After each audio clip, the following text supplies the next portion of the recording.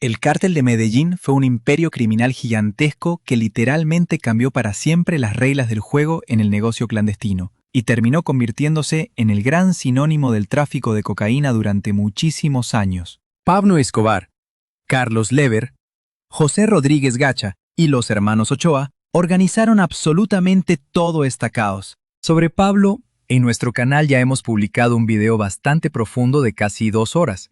Es un análisis muy detallado de su destino, que por cierto pueden encontrar en el enlace de la descripción. En este video en particular, queremos centrarnos mucho más en el resto de los líderes del Cártel de Medellín.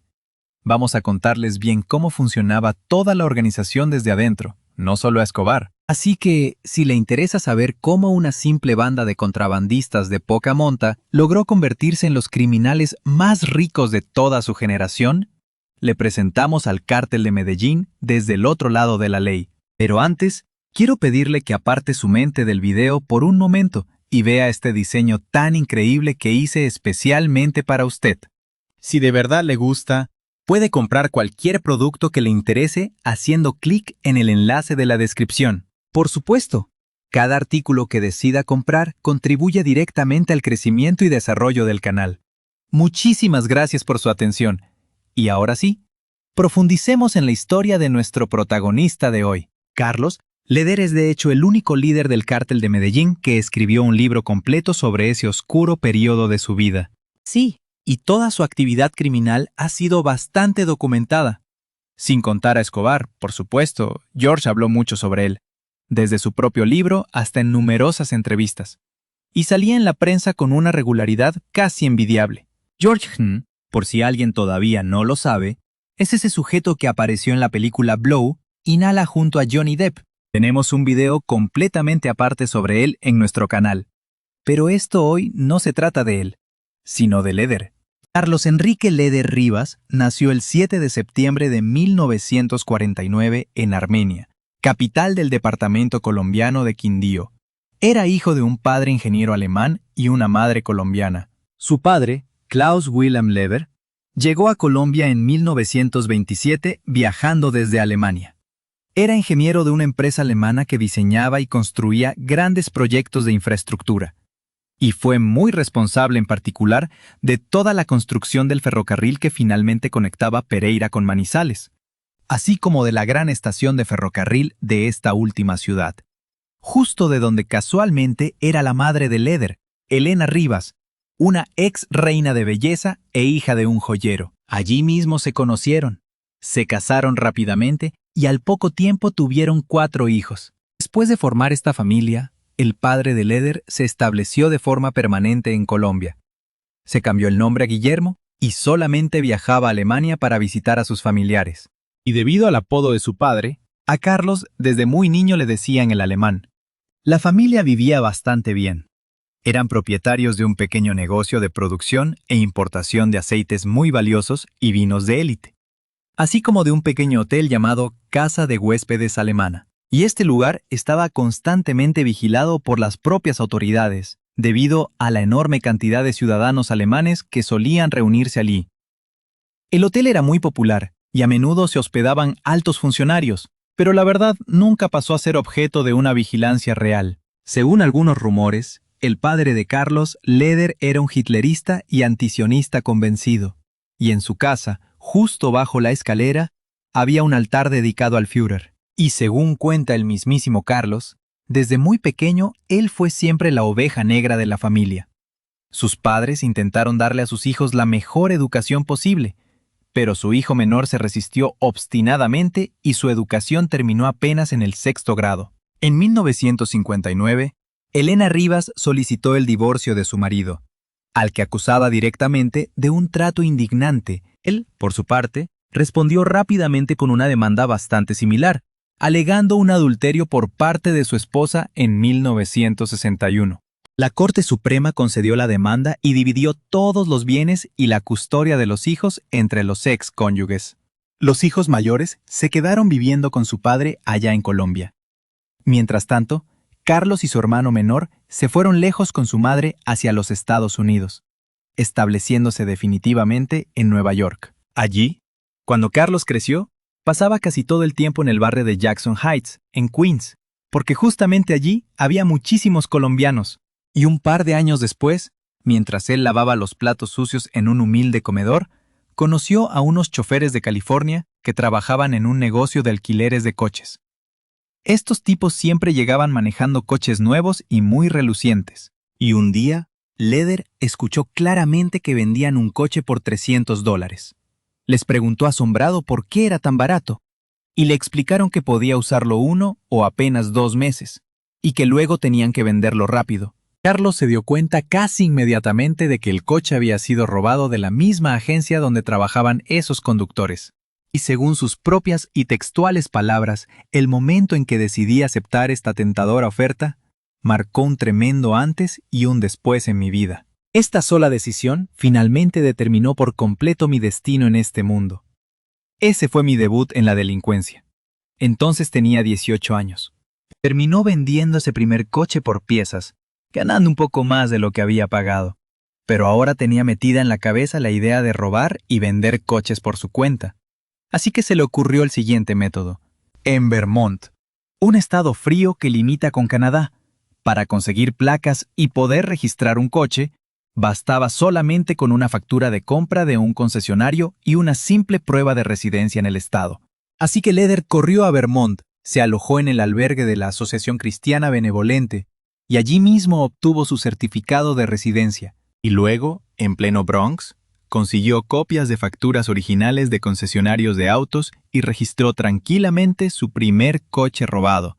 Lo llevó hasta Chicago, donde lo vendió en efectivo por $1,800 en un duro barrio mexicano. El comprador le insinuó directamente a Leder que podía conseguir muchos más de estos bonitos coches, y el negocio despegó. El siguiente paso de Carlos en el negocio ilícito fue reclutar a varios colombianos que ya trabajaban en estacionamientos para que se unieran a su operación. Y cuando un cliente dejaba su coche nuevo en el estacionamiento, ellos le hacían una copia rápida de las llaves y se robaban el coche por la noche. Carlos lo llamó un curso intensivo y completo de robo de coches. Ese servicio de valet cobraba $300 por coche. Negocio redondo. Poco después amplió el negocio y llevó hasta Medellín algunos coches legalizados en Vermont. Ese momento en que Carlos Leder se metió de lleno con el narcotráfico ocurrió justo en su Serenia natal. Allí le ofrecieron conducir su propio camión hasta Bolivia para comprar un jugoso lote de pasta base de cocaína, conocida como bazuco. Fue un viaje bastante largo y muy difícil. Él y sus compañeros quedaron atrapados en Bolivia durante 1 mes y medio, porque el distribuidor decidió enviarles no pasta base, sino clorhidrato de cocaína ya listo para el consumo. Fue de lejos su mayor cargamento hasta entonces. 42 kilos. Leder recibió 1 kilo de cocaína pura como pago por su participación en la transacción. Pero increíblemente, se lo robaron en el puerto de Galveston, Texas. Y recuerda que pensó algo muy claro. Prefiero robar coches antes que ponerme a traficar cocaína. Al menos ahí hay alguien a quien culpar por el robo. Sin embargo, terminó volviendo a Bolivia a recoger otro cargamento. Y por ser residente de los Estados Unidos, en Estados Unidos le ofrecieron entrar en un negocio de marihuana. La operación era simple: alquilar un camión en territorio estadounidense y llevarlo directamente al lugar acordado. Allí debían cargar un pesado motor de avión con 300 kilogramos de marihuana prensada para luego cruzar la frontera. Pero los agentes de la DEA ya lo esperaban en el lugar. Carlos terminó encerrado en la cárcel del condado de Dade. Allí lo acusaron de conspiración para importar marihuana, y poco después fue trasladado a la enorme prisión federal de máxima seguridad de Dunbury, Connecticut. En ese estado también enfrentó cargos federales por conspiración y robo de automóviles. Sin embargo, debido a su corta edad, pues apenas tenía 19 años, podía recibir una condena de tan solo 2 años si decidía declararse culpable. Y así lo hizo. Cumplió 18 meses encerrado hasta que fue deportado a Colombia. En la cárcel, Leder no perdió su tiempo en absoluto. Hizo bastante ejercicio, leyó muchísimo, logró terminar la secundaria y se inscribió en cursos intensivos de inglés. Allí, su compañero de celda era George Young Según recuerda el mismísimo Carlos, John estaba totalmente convencido de que su verdadera profesión era contrabandear marihuana. Le ofreció a Leder participar en el negocio, pero Carlos se negó. Le dijo que, después de la desastrosa historia del maldito motor, jamás volvería a meterse con la marihuana. En cambio, Leder le habló a John sobre la cocaína. Más tarde, cuando el rompecabezas por fin encajó en su cabeza. Esos viejos cargamentos que traía desde Bolivia eran un simple truco. Por aquel entonces, a principios de los años 70, todavía no era una mercancía demasiado popular. Sin embargo, John le contaba historias sobre lo increíblemente difícil que era conseguir cocaína en Estados Unidos. La gente parecía estar muy dispuesta a probarla, pero había muy poca cocaína en las calles, y la que encontrabas era de pésima calidad. Al cabo de un tiempo, empezaron a llegar a Dunbury grupos masivos de mulas colombianas que fueron detenidas en la frontera. Transportaban pequeñas cantidades de cocaína, escondida hábilmente en todos los rincones imaginables donde se podía ocultar.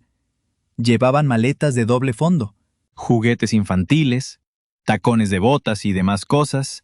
Incluso había inválidos entre ellos, intentando pasar la estricta aduana con un paquete oculto dentro de una prótesis o un bastón para ciegos. Todas estas mulas contaban con tremendo regocijo que existían nuevas bandas de narcotraficantes exportando cocaína fresca. Enviaban apenas 1 kilo con cada mula, tal vez 2 como máximo. Pero había suficiente trabajo para todos.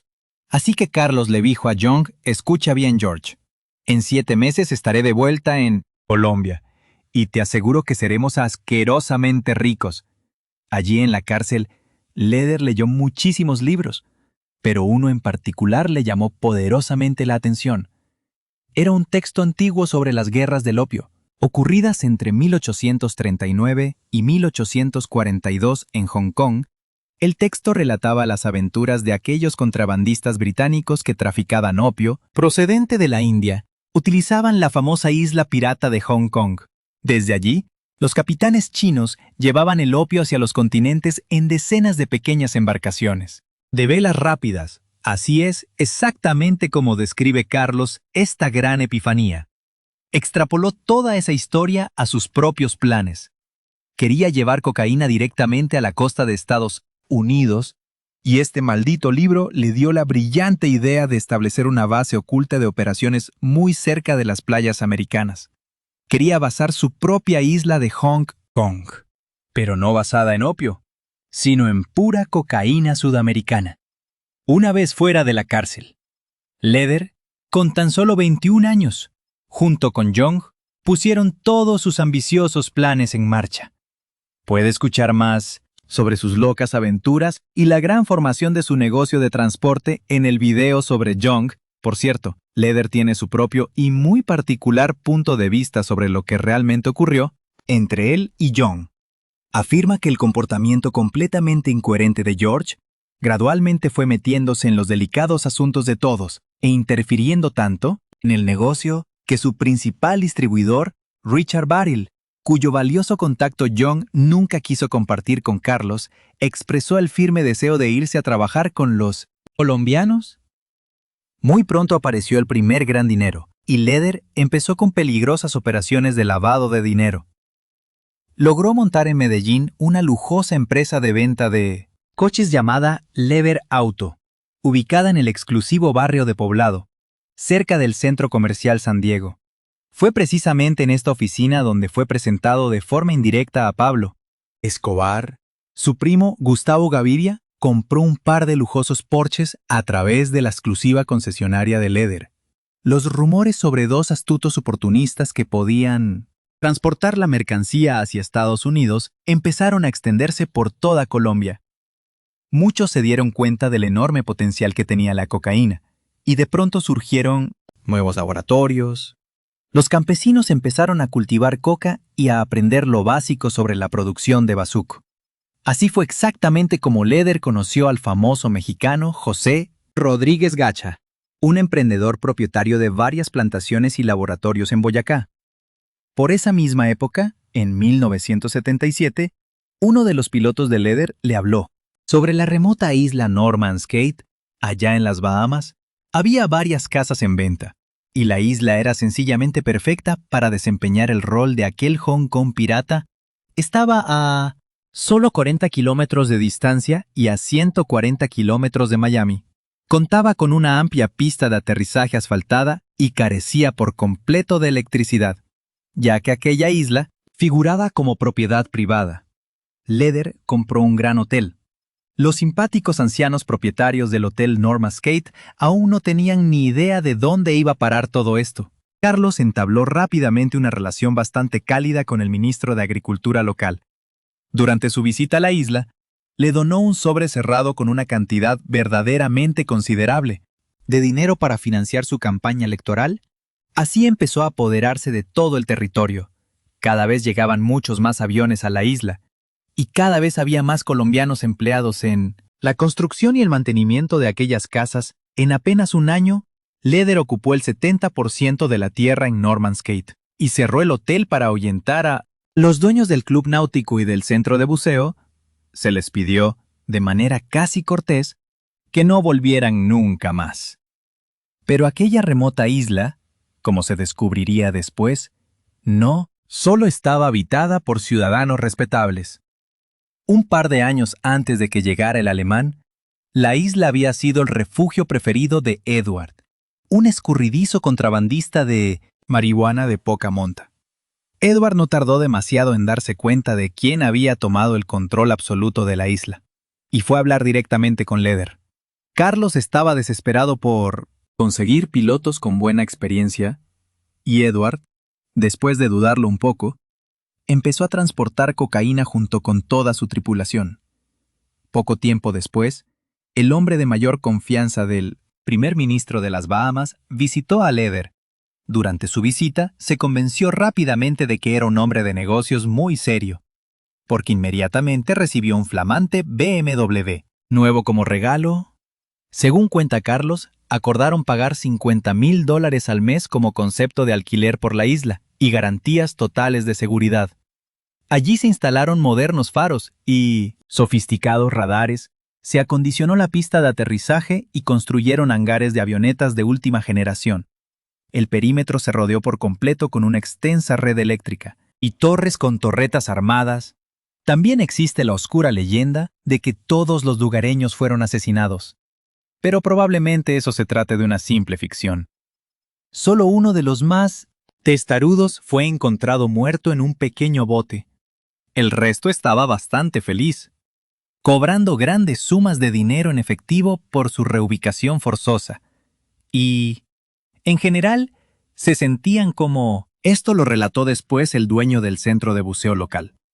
Asistió a la apertura de la temporada, pero al ver esa torre de vigilancia y las armas largas, decidió no discutir jamás con el nuevo dueño de la isla. Tiempo después, Carlos importó directamente desde Alemania una jauría de feroces Doberman y pastores. Esas bestias se convirtieron rápidamente en la aterradora marca registrada de Norman K. Estos perros formaban equipo con guardias fuertemente armados. Juntos patrullaban el perímetro de la isla las 24 horas del día, sin descanso. A estos mercenarios los había entrenado meticulosamente un buen amigo de Leder, llamado Yair Klein, un oficial retirado del ejército israelí con mucha experiencia. Fue precisamente Klein quien, años más tarde, se encargaría de adiestrar a los sanguinarios operativos del cártel de Medellín para combatir contra los radicales de izquierda y diversos políticos. Además, la isla contaba con una enorme casa para chicas, exactamente igual que la finca que Escobar construiría poco después. El nivel de desenfreno en las fiestas de aquella isla resultaba sencillamente asombroso. Absolutamente todos los testigos coinciden en una cosa: era una verdadera Sodoma y Gomorra tropical. Todo concentrado en una pequeña isla de las Bahamas, un paraíso que albergaba simultáneamente a un montón de peligrosos contrabandistas, tipos armados hasta los dientes conviviendo con toneladas de cocaína purísima. Y allí mismo, en Norman K., El propio Lever fundó la empresa fantasma International Dutch Resources, una fachada perfecta para ocultar su verdadero y lucrativo negocio: alquilar hangares clandestinos y venderle toneladas de combustible a los socios comerciales que lograban ingresar inmensos cargamentos de cocaína y marihuana hacia los Estados Unidos. Por la suma de $10,000, alquilaba aviones pequeños y muy modernos para mover la droga, e incluso contrataba personalmente a los pilotos. En la isla trabajaban cerca de 150 personas, entre colombianos y gente local. Corría el año 1977. Ese mismo año, la temida Griselda Blanco, que inicialmente había respaldado a Pablo Escobar, desató una brutal guerra por el control absoluto del mercado de la cocaína en Miami. Y para ese entonces, el propio Pablo Rodríguez Gacha, junto al clan Ochoa, ya habían estructurado la organización que el mundo conocería como el Cártel de Medellín, una red criminal a la que Carlos Lever pronto se integró como el principal transportista. El gran problema era que ninguno de los hombres de Pablo hablaba inglés. No conocían en absoluto las condiciones del mercado y sus relaciones comerciales con los vecinos del norte definitivamente no eran las mejores. Por ejemplo, una brevísima visita de uno de los hermanos Ochoa a Miami casi termina en un desastroso arresto, pero ya existía tanta mercancía acumulada que absolutamente ningún ejército de mulas humanas podía moverla toda. Y fue justo ahí cuando la innovadora empresa de transportes de Lever y Young entró al rescate. Ahora, cambiaremos un momento el foco de la historia de Carlos Lever. Vamos a hablar sobre cómo Rodríguez Gacha y el ambicioso clan Ochoa se transformaron en miembros fundadores, con pleno derecho, dentro del naciente Cártel de Medellín. Recordemos algo clave en 1977. Los tres contrabandistas más pesados del país formaron una alianza muy amistosa en Medellín. En ese entonces, su estructura aún no se denominaba cártel. Sin embargo, cada uno de estos capos ya atraía peligrosamente la mirada vigilante de las autoridades estadounidenses. La historia de Pablo Escobar merece un capítulo aparte, pero el oscuro camino de sus socios arranca ahora mismo, y todo comienza con Rodríguez Gacha, el temido capo apodado El Mexicano. Igual que Pablo Escobar, Gacha surgió desde lo más bajo. Nació en el seno de una familia muy humilde de campesinos, en el pequeño pueblo floricultor de Veragua, dentro del municipio de Pacho. Ahogado por la pobreza, abandonó la escuela a los escasos 12 años. Sobrevivió trabajando duro, limpiando pastizales bajo el sol. Desde muy niño, forjó un carácter brutal. Jamás permitió que nadie lo pisoteara. Pero también evidenció de inmediato sus enormes dotes delictivas. Un detalle curioso: el mexicano nunca tuvo documentos legales, ni pasaporte, ni cédula militar, ni una simple licencia de conducir. En los registros, formalmente, el tipo simplemente no existía. Al crecer, huyó hacia Bogotá buscando mejor suerte, y allí su camino se cruzó con Gilberto Molina, un despiadado magnate de las esmeraldas que, tras eliminar a tiros a todos sus rivales durante 10 largos años, se había coronado como el dueño absoluto de las minas de esmeraldas, y fue justo ahí cuando los instintos violentos del joven Gacha resultaron increíblemente útiles. Primero empezó manchándose las manos, operando como el sicario personal del rey de las esmeraldas, y luego escaló hasta liderar su ejército privado. Pero agachar la cabeza y acatar órdenes ajenas no era el futuro que el mexicano tenía en mente. A principios de los años 70, fijó su atención en el floreciente y lucrativo negocio del tráfico de marihuana. Sin embargo, su instinto no falló. Rápidamente notó un detalle enorme: de la hierba era una mercancía demasiado voluminosa y sumamente incómoda para el transporte clandestino. Tampoco dejaba las gigantescas ganancias que él deseaba, debido a la alta competencia en las calles. La cocaína, en cambio, ganaba una popularidad brutal, y Gacha fue además uno de los primeros en entender un concepto muy simple: comprar toda la pasta de coca desde Perú o Bolivia sumaba un intermediario innecesario. Por eso, tomó la decisión de importar las semillas directamente a su municipio natal de Pacho, un rincón olvidado por Dios y por el Estado colombiano. Con ese clima tan favorable, las plantas daban 3 o hasta 4 cosechas completas al año, y los campesinos sin tierra de toda la región comenzaron a llegar masivamente hacia Pacho. Gacha apareció por primera vez en los radares de la ley Esto ocurrió en el año 1976. En esa misma época conoció a Pablo Escobar. Ambos forjaron una amistad sostenida en el profundo respeto mutuo por el poder del otro. Además, Gacha, a diferencia del ego de Pablo, jamás buscó convertirse en político.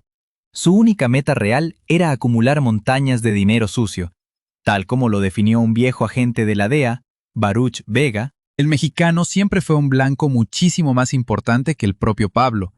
Él era quien controlaba las peores plantaciones. También lideraba la facción paramilitar más grande y estructurada dentro del cártel.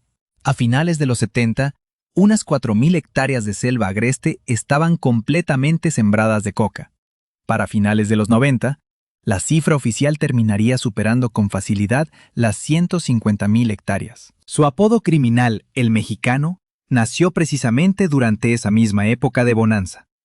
De todos los miembros del futuro cártel de Medellín, Gacha fue siempre quien tuvo la mejor afinidad con la cultura mexicana. Poseía una enorme y excéntrica colección de sombreros charros. Además, solía bautizar todas sus propiedades honrando directamente el espíritu de su país favorito. Discoteca Chihuahua, el Bar Tenampa, el Rancho Hermosillo. Exactamente igual que Escobar. Gacha participaba de forma muy activa en obras de caridad dentro de su ciudad natal.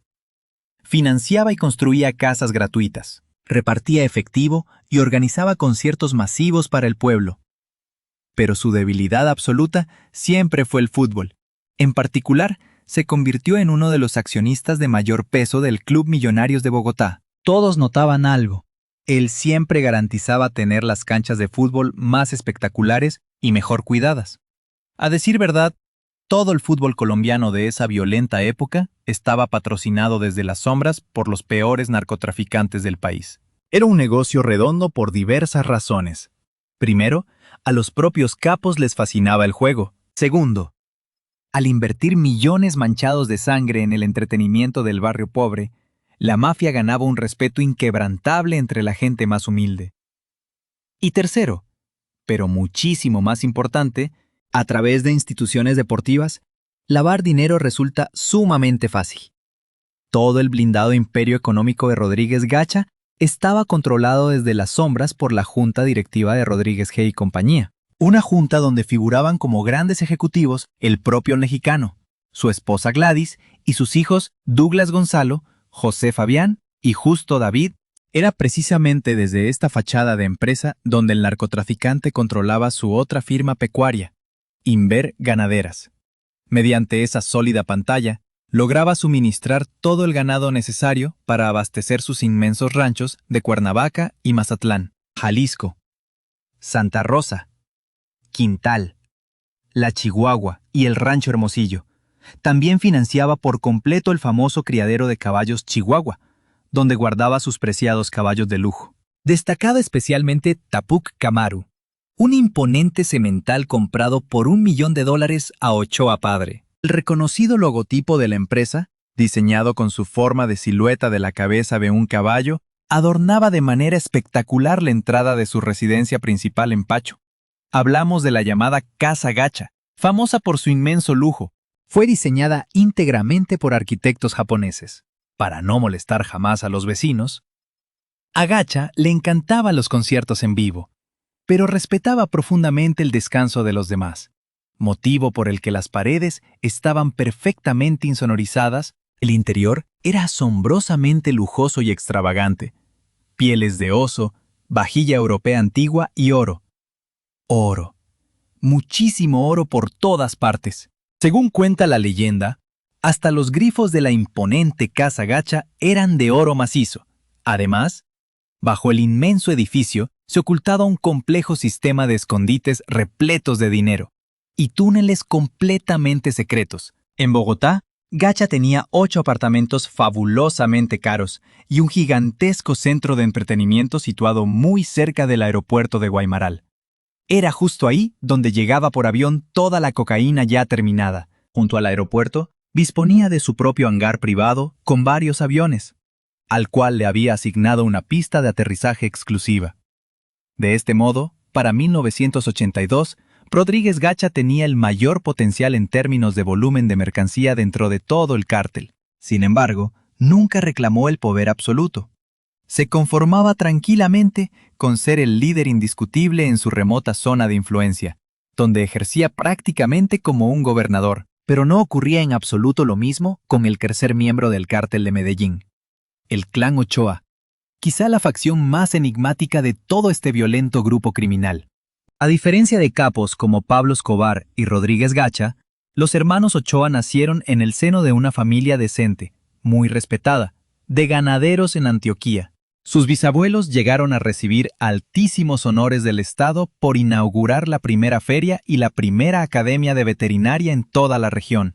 Y, de un modo bastante general, el apellido Ochoa siempre estuvo profundamente asociado a la distinguida cría de caballos. Griselda Blanco, por ejemplo, los odiaba con todas sus fuerzas por una simple razón. Habiendo crecido en los barrios bajos de la ciudad desde que era una niña, miraba con tremenda envidia la hermosa y enorme casa de los Ochoa en las colinas, aunque hay que tener muy en cuenta que su posición en el Medellín de entonces no significaba necesariamente que fueran personas extremadamente ricas. Más bien, la realidad es que simplemente tenían más dinero que la gran mayoría de los demás residentes, los cuales luchaban día a día para encontrar un mísero pedazo de pan. Jorge, el hijo del medio de los 3 varones de Fabio Ochoa Restrepo y Margo Vázquez, nació exactamente 2 meses antes que el propio Escobar, a quien conocía desde la infancia.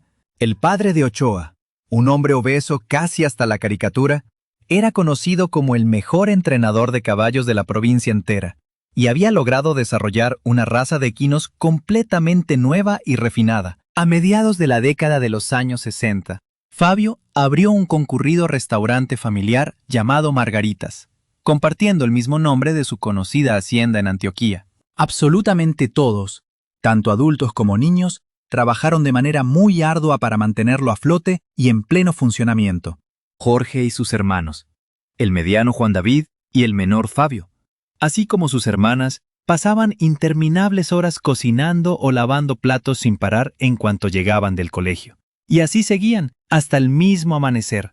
Muchos abogados y periodistas comentaban a menudo la infancia supuestamente difícil de Jorge. De hecho, se decía que involucró a su familia en el oscuro mundo del contrabando de cocaína, porque le daba muchísima pena ver a su madre y hermanas trabajando sin descanso. Pero, en realidad, a día de hoy, aún se desconoce cómo exactamente una familia tan decente y respetable terminó metida hasta el cuello en el sangriento narcotráfico.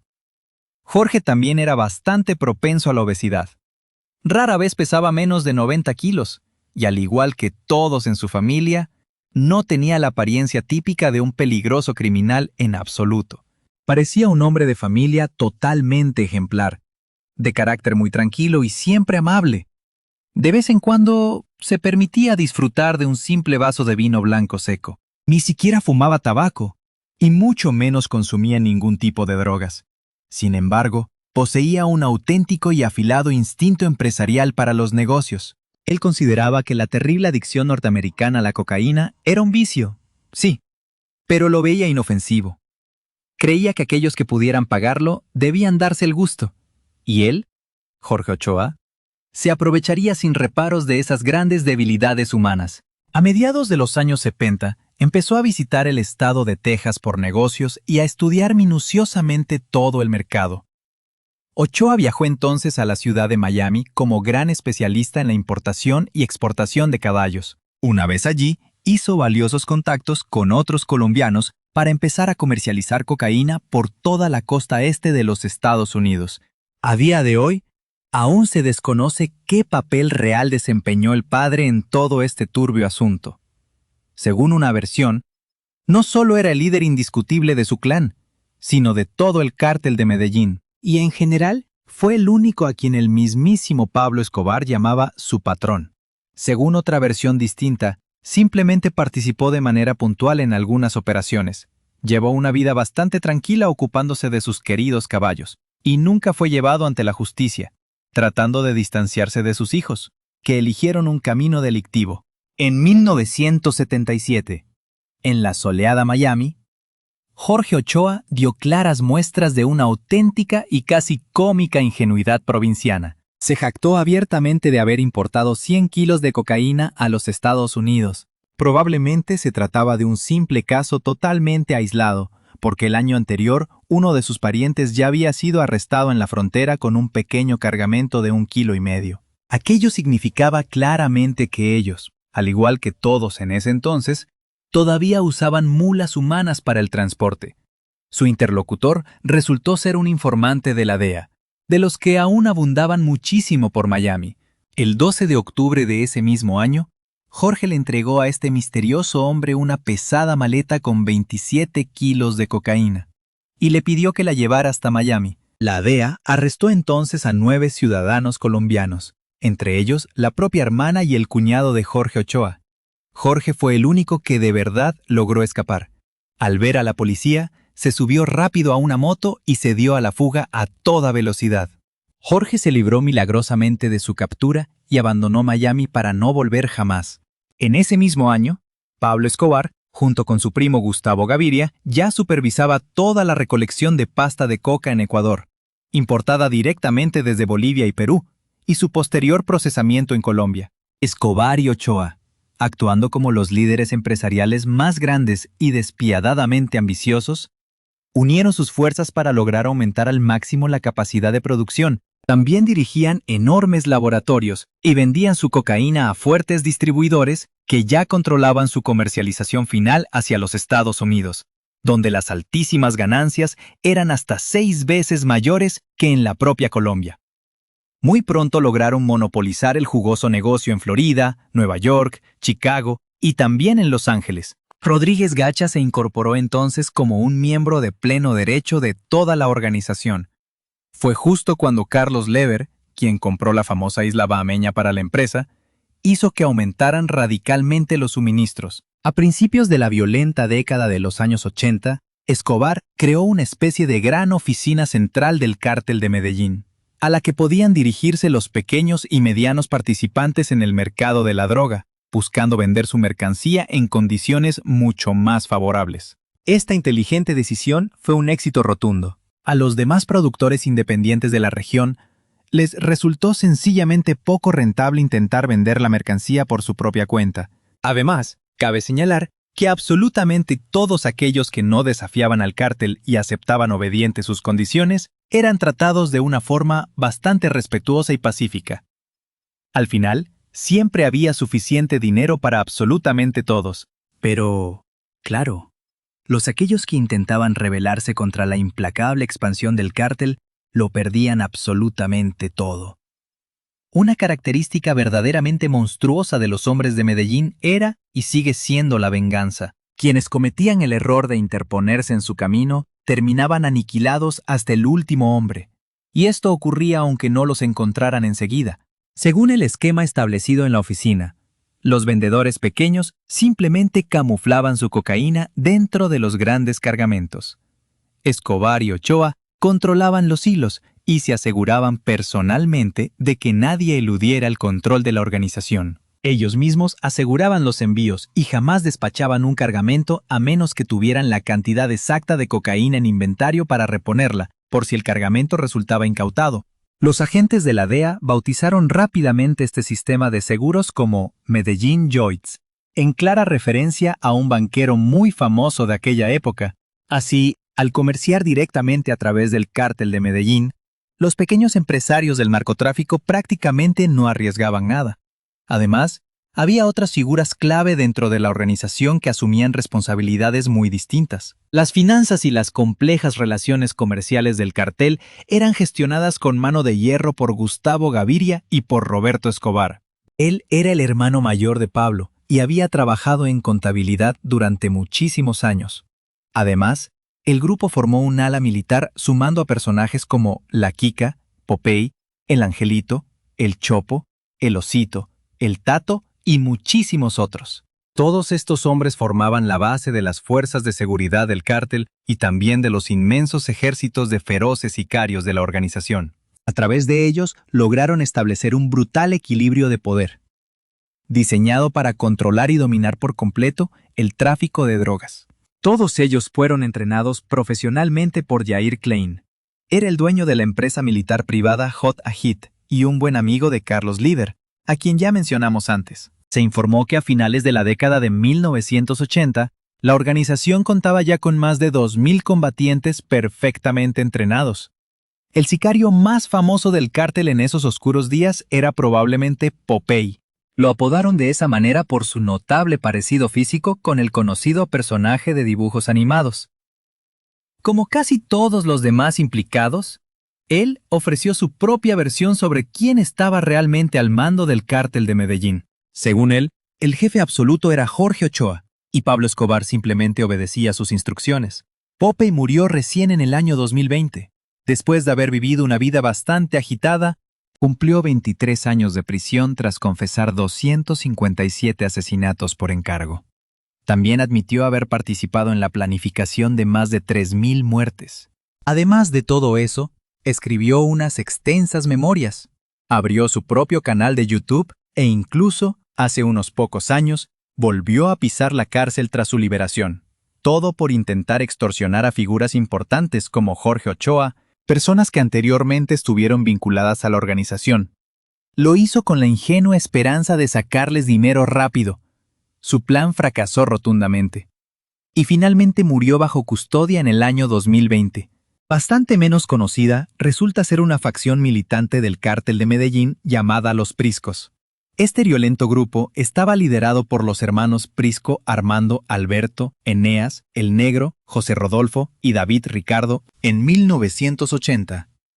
Ricardo Prisco, más conocido por el alias de Chino, fue arrestado y condenado por robo de autos. Tras su puesta en libertad, fue reclutado de inmediato por el cártel de Medellín, siguiendo una orden directa de Escobar.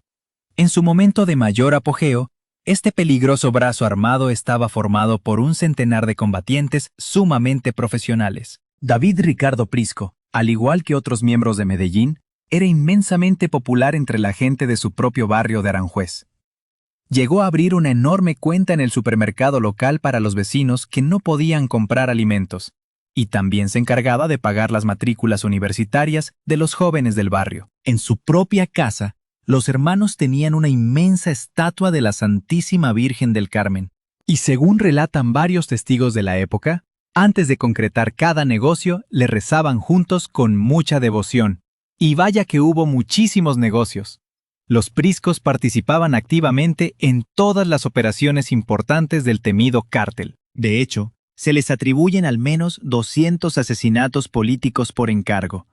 Sus verdaderos nombres aparecieron en la prensa nacional justo tras el brutal asesinato del ministro de Justicia, y entonces se vieron obligados a huir de Medellín de inmediato. Aquel peligroso grupo criminal terminó siendo desmantelado de manera gradual entre los años 1987 y 1991. Precisamente en 1991, David Prisco cayó muerto el mismo día que su hermano en dos operativos policiales completamente distintos por Medellín y Río Negro. Sin embargo, para 1982, todo fluía sobre ruedas para los hombres de Medellín. Los principales centros de producción de la organización estaban situados bien al sur del país, ocultos en los inmensos llanos orientales y en los remotos departamentos del Meta y el Caquetá. Justo allí operaba a toda máquina uno de los mayores centros mundiales de producción y procesamiento de cocaína de ciclo completo. Lo llamaban Tranquilandia. Ese gigantesco complejo lograba producir por sí solo varios cientos de kilogramos de droga cada día. Por supuesto, no es de extrañar que un laboratorio de semejante magnitud terminara atrayendo la mirada atenta de los estadounidenses. Y para poder mantener los precios por las nubes, los jefes de Medellín lanzaban al mercado exactamente esa cantidad precisa de producto. Así evitaban que el precio cayera y de paso obtenían unas ganancias realmente descomunales. Ya en 1982, un solo kilo de cocaína en Medellín podía comprarse por unos $8,000, pero en las calles de Miami se vendía inexplicablemente por $2,000. Al mismo tiempo, los estadounidenses empezaron a cerrar con fuerza la ruta de transporte marítimo de las Bahamas, y el famoso Cayo Norman, bajo el liderazgo del líder, ya no proporcionaba en absoluto el enorme flujo de tráfico necesario. Ante este bloqueo, Los narcotraficantes empezaron a buscar nuevas opciones desesperadamente, hasta que finalmente encontraron una vía mucho más segura a través de México. Tienen mucha más información detallada en nuestro video dedicado específicamente al cartel de Guadalajara, pero para los fines prácticos de esta historia, mencionemos solamente un dato clave.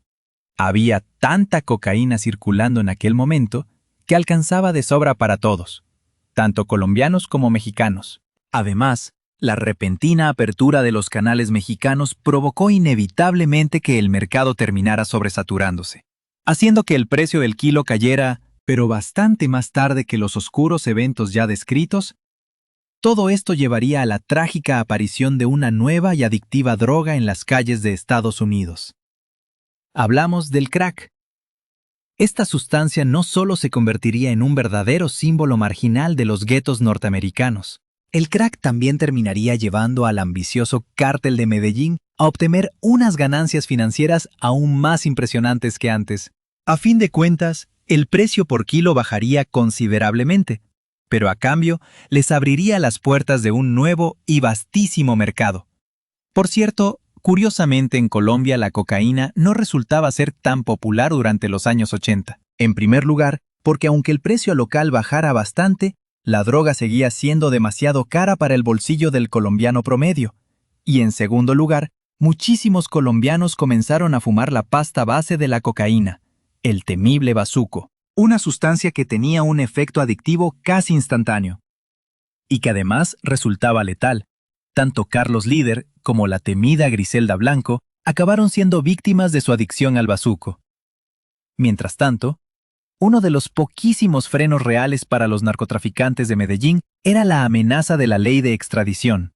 Se trataba de un antiguo acuerdo bilateral del año 1979, firmado entre Estados Unidos y Colombia. El tratado ya había sido ratificado oficialmente por ambas partes en 1981. ¿Y cuál es el problema? Pero siendo completamente sinceros, muy poca gente le prestó verdadera atención en aquel momento.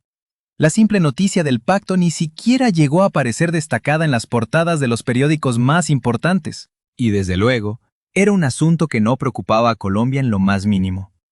Sin embargo, en 1982, los intocables reyes de la cocaína, a medida que su red criminal crecía sin parar, se dieron cuenta de que aquel acuerdo legal les afectaba directamente. La principal amenaza acechaba en la letra pequeña del artículo 8. Según este punto, los grandes contrabandistas de droga podrían llegar a ser extraditados rápidamente hacia los Estados Unidos, incluso aunque nunca en su vida hubieran salido del territorio de Colombia.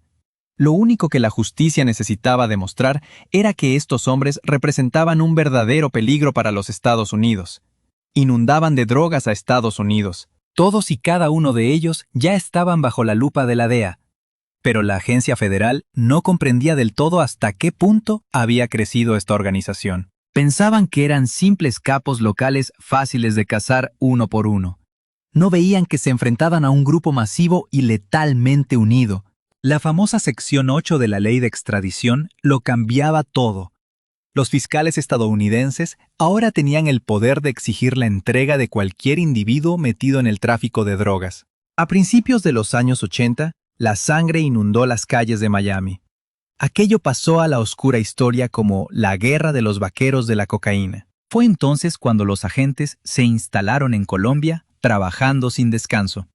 La DEA descubrió algo clave. Los grandes capos le tenían verdadero pavor a las prisiones de Estados Unidos. Les huían como a la peste. Por eso preferían mover los hilos desde la absoluta seguridad de Colombia. Poco a poco, los titulares revelaban los rostros de capos enormes como Carlos Líder, tipos que durante años se habían dejado la piel construyendo una falsa fachada de hombres honorables. Pero ojo, porque no solo sus vecinos del norte observaban el monstruoso poder del cártel. En la misma Colombia, el grupo terrorista de extrema izquierda operaba con total impunidad por aquellos días. Se hacían llamar M-19 y se financiaban secuestrando a empresarios multimillonarios. El 12 de noviembre de 1981, Marta Nieves Ochoa Vázquez, un miembro clave del clan Ochoa, fue secuestrada justo al salir de la universidad. Para soltarla, el M-19 le exigió al cártel $12 millones. Pero la respuesta de los hermanos Ochoa fue brutal. crearon un escuadrón armado implacable bautizado como Muerte a Secuestradores, y empezaron a cazar y exterminar a los rebeldes sin piedad. Guillermo Elveo Ruiz, uno de los grandes líderes del M-19, y toda su familia cayeron asesinados a manos de los sicarios del cártel en febrero de 1982. Acorralados, los rebeldes soltaron a Marta Ochoa, tragándose su propia derrota. Firmaron la paz con el cártel. Como daño colateral de esa sangrienta guerra, el M-19 terminó expulsado a patadas del riquísimo y abarrotado departamento de Antioquía. Fue la primera vez, pero ni de lejos la última, que los hombres de Medellín levantaron fuerzas paramilitares privadas. Más adelante ese mismo M-19 terminaría cuidando los laboratorios de droga y ejecutando asesinatos por encargo puro para el cártel de Medellín. Fue también en 1981 cuando los reyes colombianos de la cocaína armaron una cumbre en la costa caribeña cerca de Barranquilla. Allí descansaba el rancho de Jorge Ochoa, la mítica Hacienda Veracruz. El único punto en la agenda era expandir agresivamente el negocio de la cocaína. El clan Ochoa ya había acumulado tantísima mercancía que buscaban desesperadamente nuevas rutas para inundar el extranjero. Carlos Leder fue el invitado de honor de aquella mesa. Su enorme dominio operativo en Norm K seguía intacto, pero él, al igual que todos allí, sabía que esa pequeña isla ya no daba abasto para saciar el hambre devoradora que exigía la creciente demanda del mercado estadounidense. A los traficantes les faltaban aviones, pilotos y, lo más crítico, necesitaban urgentemente nuevas rutas de contrabando. Adentro de Veracruz, esos jóvenes capos de la droga sellaron alianzas sumamente lucrativas. A través de un amigo íntimo en común, Juan Mata Ballesteros, acordaron operar con los mexicanos que ya mencionamos antes. En esa reunión, Jorge Ochoa también puso sobre la mesa sus propios planes para abrir rutas y mercados. En 1980 ya había instalado un potente sistema de radionavegación en Acandí, allá en el noreste de Colombia, rozando la frontera con Panamá. Este equipo garantizaba hacer todo tipo de vuelos a ciegas desde la pista de aterrizaje de la Hacienda Veracruz. Con su más de 1,5 kilómetros de asfalto, esa pista aguantaba hasta el peso de enormes aviones de carga. Discutieron envíos conjuntos de droga y cómo dividirse el trabajo sucio para amarrar el control total de la red. El cártel crecía a zancadas de gigante, pero todavía no era una mafia verdaderamente global. Eso pasó años después, cuando Escobar, Gacha y Ochoa fusionaron fuerzas a una escala brutal. Fue entonces cuando el famoso padrino mexicano Miguel Ángel Félix Gallardo se metió hasta el cuello en este negocio. Su llegada les quitó un gran peso. Ahora pensaban menos en la logística de transporte y muchísimo más en su propia seguridad personal. Al fin y al cabo, sellar esta sangrienta alianza en el país desató una verdadera carnicería en las calles, y la policía de Medellín simplemente no podía frenar las masacres. Para 1982, la ciudad entera ya era un feudo de los reyes de la cocaína. La policía y los políticos agarraban el dinero y cerraban la boca. Hacer lo contrario era una sentencia de muerte segura. La mítica ley de plata o plomo funcionó muchísimo mejor que el tratado de extradición. Los viejos contrabandistas de la vieja guardia ya no tenían espacio en este nuevo sistema. Salvo rarísimas excepciones, donde entregaron su territorio en paz, ya no tenían ni la rabia ni el cerebro para pelear contra esta nueva y hambrienta generación. La gran mayoría simplemente se hizo a un lado. El resto se tragó el orgullo y trabajó como simples subordinados de hijos y sobrinos. A los pocos rebeldes los obligaron a arrodillarse, o directamente se les borró del mapa. Acababa de nacer una era de narcos mucho más oscura. En los caminos de tierra mandaba el plomo, pero adentro de la ciudad estaba repleto de individuos muy turbios que movían y lavaban montañas de dinero sin parar. Por eso, ver a los reyes de la cocaína derrochando efectivo a principios de los 80 no era algo que llamara tanto la atención. Los billetes inundaban la ciudad a mares y ellos los quemaban compitiendo para ver quién gastaba más. Al principio era bastante complicado diferenciar a estos narcos de cualquier niño rico con tiempo libre. A Pablo Escobar le fascinaban las carreras. Compraba flotas enteras y armaba su propio equipo con lo mejor de lo mejor y autos importados para correr por la ciudad. Por su lado, Rodríguez Gacha se coronó como el patrón intocable y principal empleador de Pacho. El clan Ochoa siguió con su vieja tradición familiar de criar caballos y toros de raza. Pero a niveles absurdos, los purasangre de Ochoa dejaban mudos a los expertos de todo el planeta, e incluso protagonizaban anuncios en Europa. A punta de chequera, los Ochoa compraron literalmente todo el negocio de las corridas de toros. La pura tauromaquia, el espectáculo más sagrado y sangriento de Colombia. Y el fanatismo que despertó fue tan bestial que la misma prensa bautizó su monopolio como el Cartel Taurino de Medellín. Literalmente destrozaron a sus competidores. Los Ochoa barrieron a sangre y fuego a esos ganaderos pacíficos de toda la vida dedicados a la cría de toros bravos, arrebatándoles el monopolio. De hecho, existe un extraño expediente criminal ligado a unos toros de lidia traídos desde España. Una jugada que le permitió a Jorge volver a Colombia, aunque esa historia queda para después. Carlos Leder armó un hotel gigantesco en Armenia, lo bautizó la Posada Alemana y presumía de 24 habitaciones lujosas sacadas de un recinto de estilo suizo. Tenía restaurante, centro de conferencias, un club nocturno con mirador y un mini zoológico. Casi siempre levantaba la mano derecha en un claro saludo nazi. Pero Leder también sintió bastante curiosidad por el mundo editorial. Tanto es así que fundó un periódico de gran tirada nacional llamado Quio Libre. Se imprimía con llamativa tinta verde y defendía una civilización de la marihuana con ciertos toques de nazismo. A Pablo Escobar, por cierto, no le hacía mucha gracia Leder, sobre todo por su evidente adicción a fumar bazuco.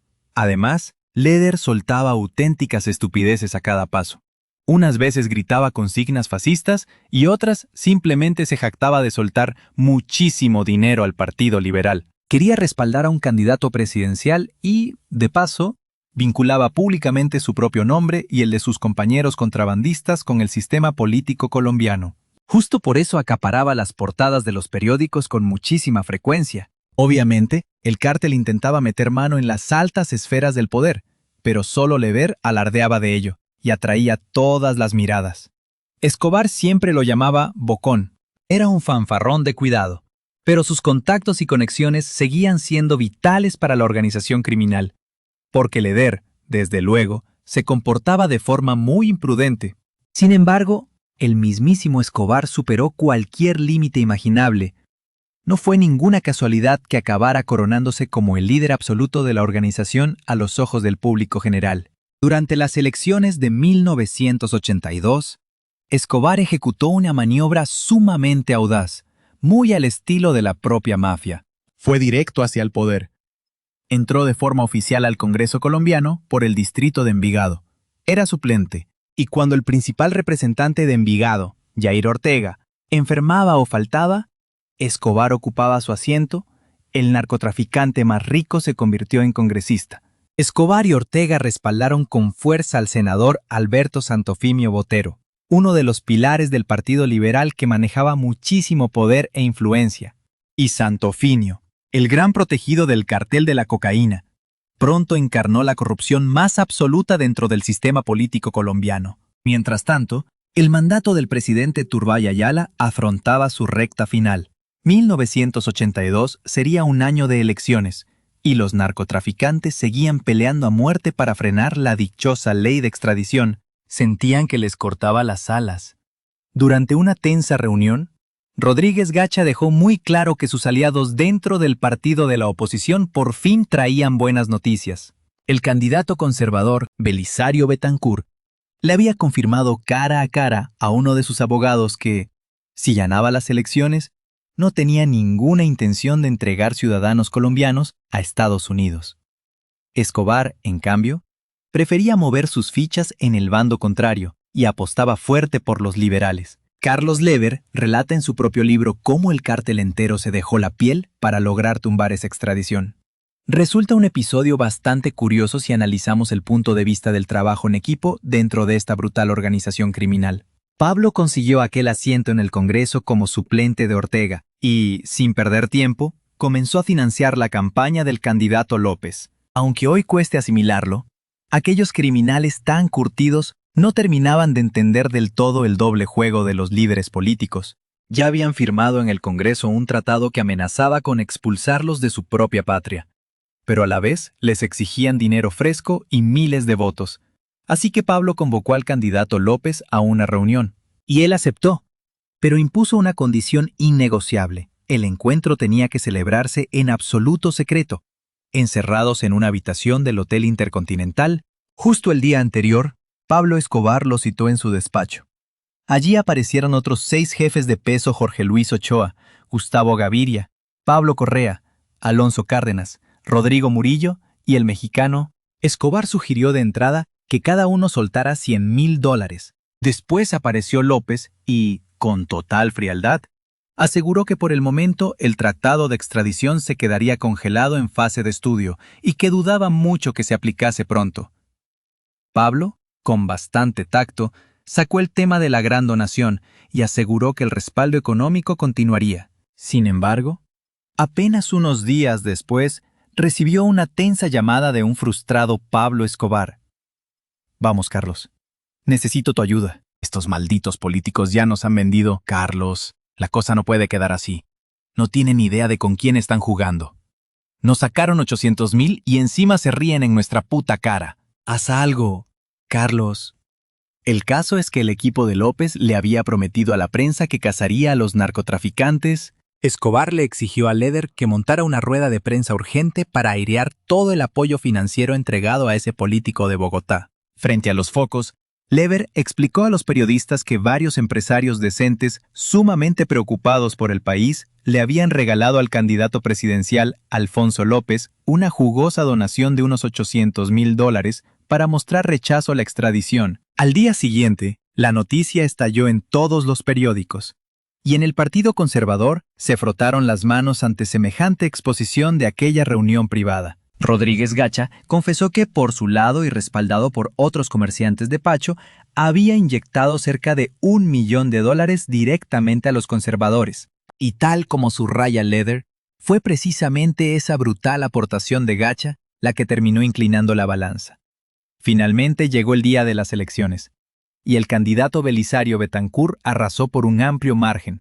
El flamante presidente juró que jamás pisaría Washington durante su mandato al frente de la República. Para la cúpula del cártel de Medellín, esto supuso una señal bastante clara y tranquilizadora. El tratado de extradición no entraría en vigor bajo su gobierno. Sin embargo, cantaron victoria demasiado rápido, porque los estadounidenses, mientras tanto, no pegaban ojo. Decidieron golpear primero a la figura más ruidosa del cártel, Carlos Leder. Su enorme consumo de drogas no le hacía ningún bien. La isla Norman Sesca había degenerado en un auténtico burdel, y su dueño arrastraba una paranoia constante mezclada con delirios de grandeza. El 11 de marzo de 1983, Leder fundó de la nada el Movimiento Nacional Latino. Era un partido político de marcada tendencia ultranacionalista que desprendía un amenazador espíritu nazi. El partido sostenía que su misión número 1 era anular inmediatamente aquel polémico acuerdo de extradición entre Estados Unidos y Colombia. Y es que justo en ese momento, Estados Unidos ya había exigido formalmente a Colombia la extradición de Leder. Se acercaba a una audiencia clave ante la Corte Suprema. Por eso, la isla Norman Scat tuvo que ser abandonada y terminó siendo asaltada poco después. De paso, le congelaron absolutamente todas las cuentas bancarias a Carlos. De entre todos los posibles extraditados, el mismísimo embajador estadounidense señaló a Leder como su objetivo número 1. Era la pieza que más le interesaba cazar al gobierno de Estados Unidos. Leder encarnaba la verdadera amenaza, y podía acabar deportado no solo desde Colombia, sino desde cualquier país con un acuerdo bilateral vigente con Estados Unidos. Ya en 1982, Leder envió a sus hombres al Departamento de Estado de los Estados Unidos para tantear bien el terreno. Incluso se reunió personalmente con un agente de la DEA en Colombia, donde ofreció. Leder propuso algo inaudito. Vendería Norman Sca a Estados Unidos por $5 millones si cerraban su caso definitivamente. Podrían usar esa isla como base militar, afirmó entonces con total seriedad. Por supuesto, rechazaron semejante locura. La insolencia y el descaro de Leder no conocían ningún límite.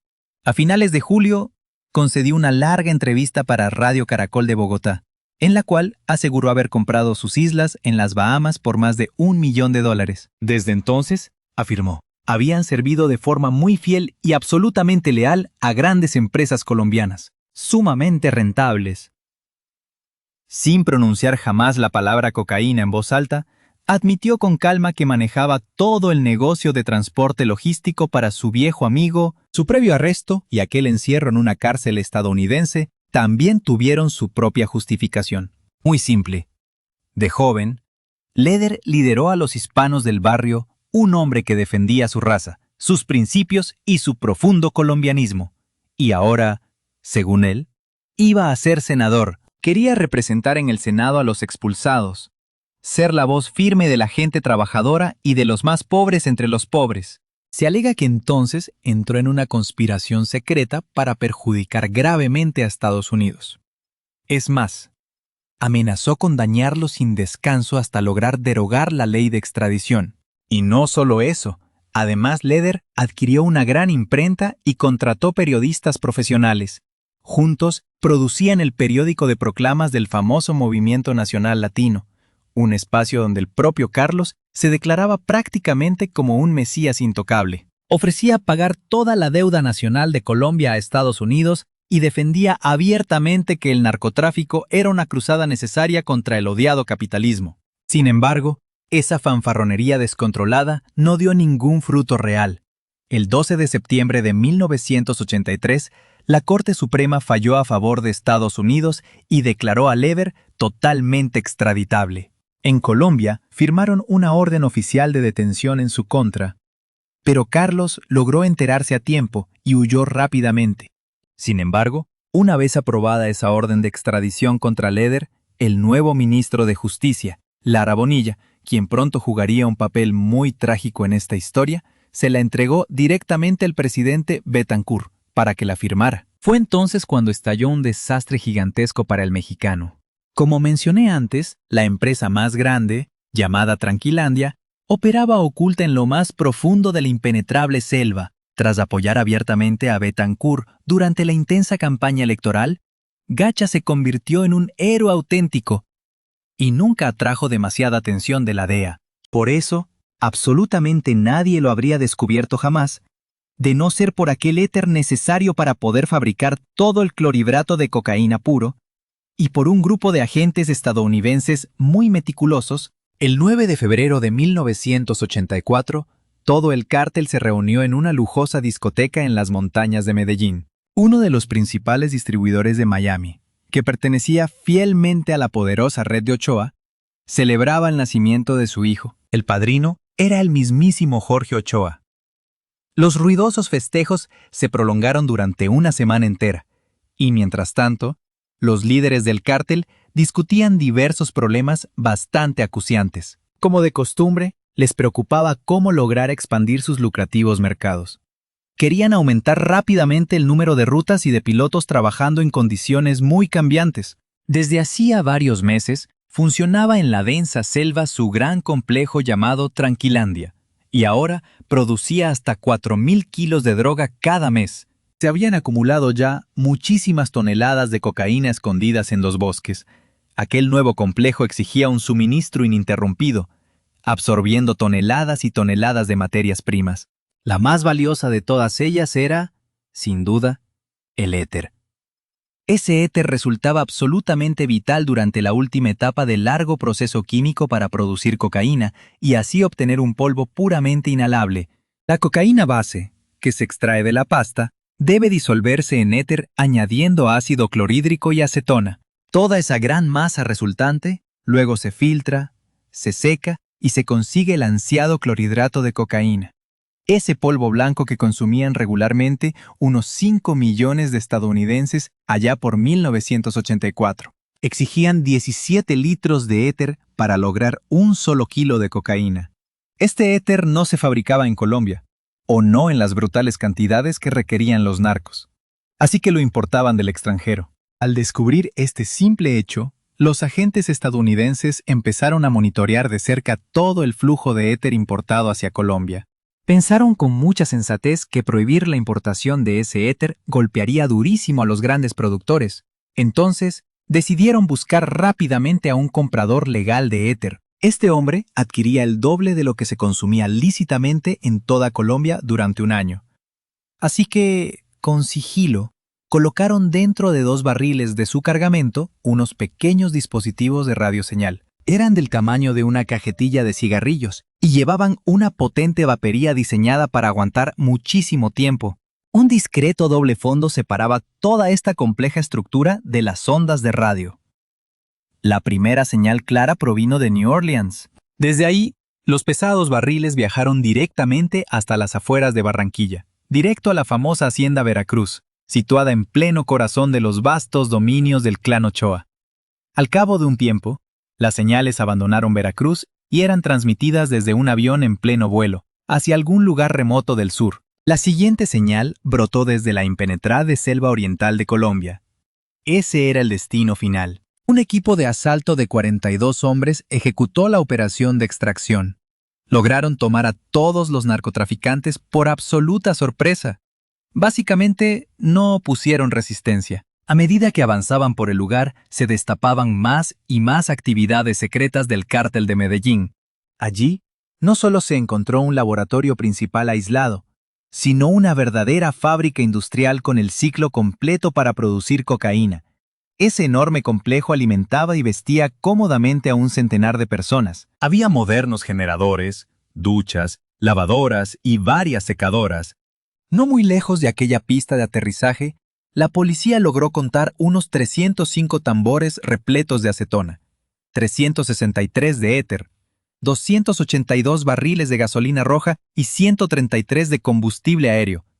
En resumen, una brutal cantidad de materias primas. Muy pronto quedó claro para qué servían. Según un valioso registro de vuelos que hallaron abandonado junto a la pista, entre diciembre de 1983 y febrero de 1984. Este rudimentario aeropuerto improvisado recibió 15.539 toneladas de pasta y base de cocaína. Luego descubrieron la droga en sí, 2 toneladas de cocaína en diversos estados de agregación. Muy pronto llegaron los ansiosos periodistas y la propia televisión colombiana transmitió a todos los militares y a gran parte de los corresponsales del país, mientras inspeccionaban fascinados el mayor cargamento de cocaína de toda la historia. Nunca antes habían visto jamás tanta droga junta. Fue justo entonces cuando se filtró el famoso nombre del campamento Tranquilandia. Justo al lado operaba Cocalandia, e incluso Cocalandia 2, que aún seguía en construcción. Cada uno de estos inmensos campamentos pertenecía, probablemente, a jefes criminales diferentes. En el lugar, también se descubrió un peculiar cargamento guerrillero de las Fuerzas Armadas Revolucionarias de Colombia. Al parecer, los propios guerrilleros vigilaban celosamente aquella producción de cocaína. En apenas medio mes, 13.8 toneladas de cocaína fueron por fin destruidas, y cayeron 14 laboratorios y varios campamentos clandestinos. También 7 aviones y 11.800 barriles de éter, junto con otros químicos. Las autoridades colombianas calcularon que en solo 2 años, este inmenso complejo había generado nada menos que $12.000 millones en ganancias netas para los capos de la cocaína. Los campamentos destruidos, junto con toda la droga que lograron incinerar, representaron una pérdida 10 veces menor a sus ganancias reales tras el golpe. La DEA y las autoridades colombianas comprendieron algo escalofriante. El cártel de Medellín ya no usaba pequeños laboratorios caseros. La inmensa magnitud de Tranquilandia fue un reto absoluto y directo para el gobierno de Colombia. Si el cártel pudo levantar una inmensa fábrica clandestina, evidentemente no sería la única. Podía haber decenas o cientos más. Y lo peor de todo, los indicios apuntaban a que todo era propiedad exclusiva del cártel de Medellín. La enorme pista de aterrizaje del rancho Veracruz señalaba directamente al poderoso clan Ochoa. Sin embargo, la revelación más impactante de todas fue la participación directa de Gonzalo Rodríguez Gacha en este negocio. Resultó ser el copropietario absoluto de los laboratorios selváticos. La pista clave provino de un viejo avión estrellado que las autoridades encontraron abandonado en una de las pistas clandestinas. El dueño legal de la aeronave era Justo Pastor Rodríguez Gacha, nada menos que el hermano del mexicano. La siguiente pista provino directamente del pueblo de Leticia. Allí corría el rumor de que Rodríguez Gacha había quedado completamente en bancarrota, justo como consecuencia del golpe a Tranquilandia. Resultó que, a mediados de diciembre de 1983, él ya había comenzado a mover pasta base y base de cocaína desde Perú hasta Tranquilandia. Además, había inyectado sumas colosales de dinero para montar esos laboratorios. Aquel desastroso colapso financiero de Rodríguez Gacha confirmó sin dejar lugar a dudas que era un socio fuerte del Cártel de Medellín. Fue así como la cúpula entera de esta organización criminal terminó directamente en la mira de todas las fuerzas del orden. Poco antes de aquel operativo masivo, el precio de 1 kilo de cocaína en Miami rondaba los $1,000 al por mayor. Tras el golpe, ese mismo valor se disparó de inmediato, revelaba una escasez evidente de cocaína. Por primera vez en 3 años, los agentes antidrogas respiraban cierto optimismo. La redada causó un daño brutal e innegable al cártel. Pero la historia no terminaba ahí. Lara Bonilla, a cargo del Ministerio de Justicia, atacaba sin descanso al entonces aspirante a congresista Pablo Escobar en el tenso escenario político. Y el capo respondía, manteniéndose hasta ese momento dentro de un límite razonable. El resultado de aquel encarnizado debate en el ámbito jurídico fue la expulsión de Pablo Escobar del mundo político. A principios de 1984, esto marcó el principio del fin. Primero llegó Tranquilandia y la retirada absoluta de todo el cártel de Medellín. Luego, la fulminante revocación de la inmunidad parlamentaria de Pablo. Y finalmente, la constante exposición de Carlos Leder ante toda la prensa y su confesión casi cínica sobre el tráfico de cocaína. La impecable fachada de benefactores que los hombres de Medellín tardaron tanto tiempo en construir se hizo pedazos. Quedó expuesta su verdadera y despiadada naturaleza. El inevitable derramamiento de sangre en las calles colombianas no se hizo esperar. La noche del 30 de abril, Lara Bonilla fue acribillado en su coche mientras regresaba a casa. En este brutal crimen participaron múltiples sicarios, de los cuales solamente uno logró sobrevivir. La cadena de reclutamiento de estos asesinos era tan larga que no resultaba nada descabellado investigar hasta atrapar a los culpables. De esa forma, tanto Leder como Ochoa se volvieron sospechosos clave. Pero al final, seguramente fue una decisión impulsiva de Pablo Escobar. Actuó frustrado por su estrepitoso fracaso intentando participar en los niveles más altos de la política. Fue él quien activó esta red de sicarios al servicio del cártel. La implacable guerra entre narcotraficantes y políticos empezó aquella noche del 30 de abril de 1984. El presidente Belisario Betancur ordenó una represión totalmente implacable, dirigida contra los líderes del cártel de Medellín, y también contra sus peores enemigos, el cártel de Cali. Inmediatamente, el gobierno hizo pública la severa decisión de invocar el tratado de extradición. Esa misma noche, los criminales huyeron apresuradamente de Colombia, aterrizaron en Panamá buscando a Carlos Leder y a su cómplice, el enigmático líder panameño Manuel Noriega. Este general ya había estado metido en los negocios desde 1982. Proveía un punto clave para el transporte. Noriega acogió a estos exiliados bajo su entera protección. Les consiguió guardaespaldas y muchos consejos útiles. Ochoa alquiló una casa muy cerca del famoso Hotel Marriott. Escobar se alojó en los hoteles Valle y Bambito o en la famosa taberna Celebration. Tan solo el inmenso escondite de Escobar ya costaba $1 millón. Dinero que fue a dar directo al bolsillo personal de Noriega. Protegidos por su patrocinio, el cártel puso en marcha una compleja estrategia de doble vía. Mantenían una mirada a largo plazo. Desesperados por recuperar su antiguo poder, por un lado, los ambiciosos empresarios del cártel pusieron en marcha un inmenso laboratorio oculto en las húmedas selvas de Panamá. Además, pretendían establecer otros complejos bastante similares en Nicaragua. Por otro lado, querían hacer las paces con el propio gobierno colombiano. Todo con la gran esperanza de que los viejos tiempos se olvidaran rápidamente y sus peores pecados fueran perdonados por la ley. Los cabecillas medellinenses redactaron y enviaron una extensa carta de 6 páginas a Belisario Betancur, usando un discreto intermediario. A este destacado mensaje lo llamaron, sencillamente, una declaración unilateral. En ella subrayaron la total honestidad y franqueza de su nueva posición. Además, le pidieron de frente al presidente que evaluara seriamente la posibilidad de su plena reincorporación a la agitada sociedad colombiana. En la primera parte, los autores resumieron muy brevemente la historia del narcotráfico en Colombia Y afirmaban convencidos que sus poderosas organizaciones hoy controlaban entre el 70 y el 80% de toda la cocaína producida en el país. Esto lograba generarles unos absurdos $2.000 millones en ingresos anuales. A continuación, aseguraban firmemente que todas las organizaciones que ellos representaban Jamás fueron responsables, ni directa ni indirectamente, del sangriento asesinato de Lara Bonilla. Además, estos supuestos empresarios se desvincularon hábilmente de la política. Juraban que no entraba en sus planes derribar el sistema democrático y republicano existente en Colombia. Al llegar a la segunda parte del memorando, ofrecieron un acuerdo al gobierno. Por su parte, los ambiciosos reyes de la cocaína se comprometían colectivamente a entregar al Estado todas sus pistas de aterrizaje y laboratorios clandestinos. Prometían disolver el cártel, permitir que sus millones circularan en Colombia y hasta ayudar a sembrar cultivos legales en lugar de plantas de coca y marihuana. Juraban cooperar con el gobierno en intensas campañas para erradicar la drogadicción y tratar médicamente a los adictos del país. A cambio, los astutos empresarios querían exigir que Betancur levantara ya mismo el estado de sitio que impuso tras el asesinato de Bonilla.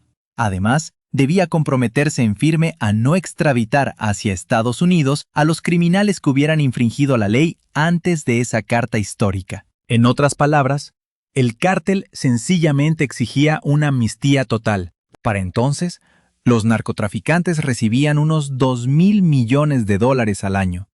Y astutamente guardaban ese dinero fuera del país.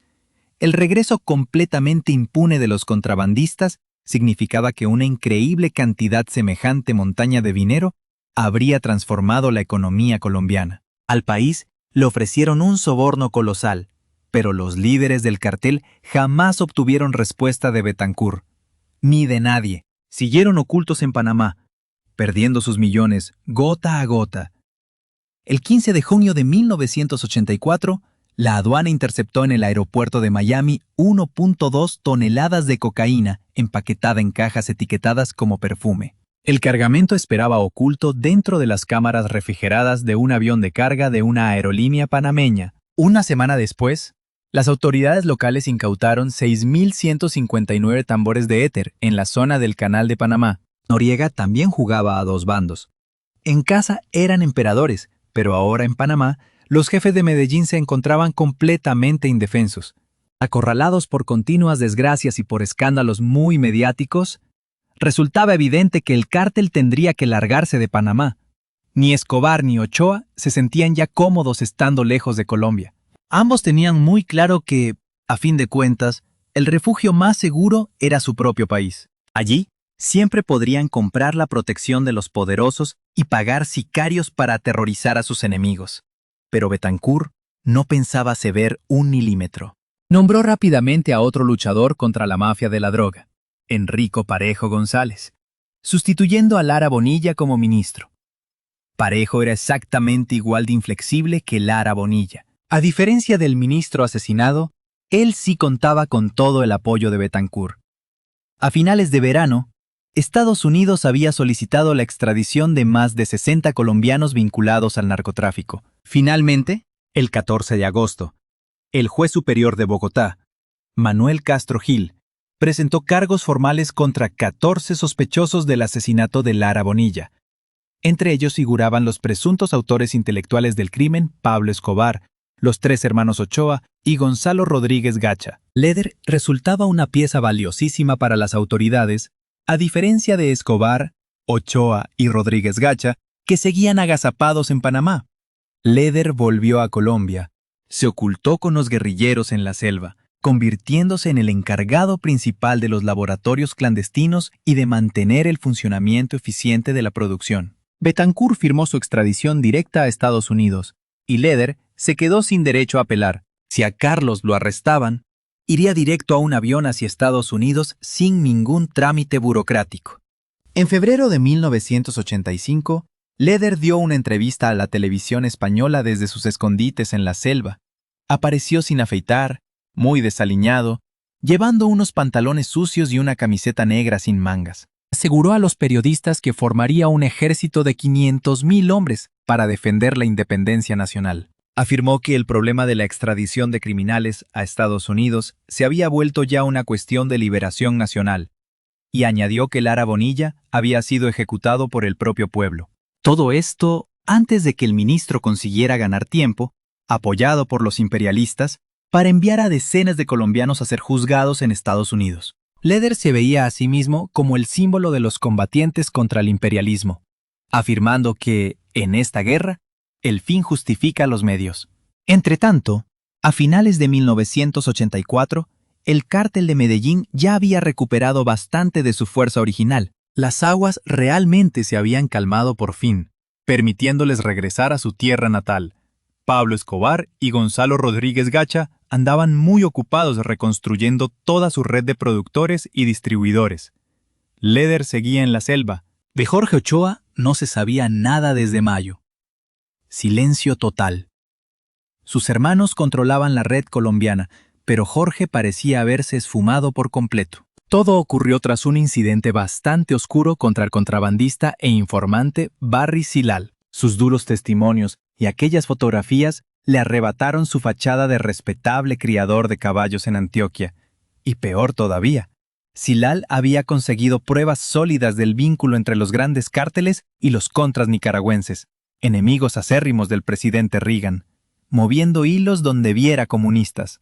Al final, Barry Silal terminó asesinado de un certero disparo en la mismísima cabeza en 1986. Hacia julio, Ochoa huyó a España. Allí mantenía fuertes vínculos desde hacía tiempo. A través de su negocio de cría de caballos y del cártel, aterrizó en Madrid haciéndose llamar Moisés Moreno Miranda, luciendo un aspecto ligeramente distinto. Así, Ochoa recorrió todo el país con su mujer, dando una imagen excepcionalmente respetable, pero los colombianos siempre han tenido bastante mala suerte moviéndose por el extranjero, y esto castigó especialmente a Jorge. Poco después de llegar, su mujer empezó a depositar enormes fajos de dólares en bancos locales. En un barrio muy exclusivo de Madrid, Ochoa compró una inmensa casa de 750 metros cuadrados, con piscina, pista de tenis, almacén y discoteca. Su garaje escondía 4 Mercedes. Matriculó a su hijo de 5 años en un colegio bilingüe estadounidense. Mientras, a finales de agosto, el fiscal especial de España, responsable de prevenir y erradicar por completo el tráfico de drogas por canales secretos, recibió un chivatazo. El tal Moreno Miranda no era quien decía ser. Empezaron a investigar y descubrieron rápidamente que Moreno Miranda era un contrabandista buscando asentarse en España. Llegado el 25 de septiembre, la policía ya conocía su nombre real y había intervenido 5 llamadas telefónicas. Ochoa hablaba con Colombia, Londres, Panamá y Bélgica.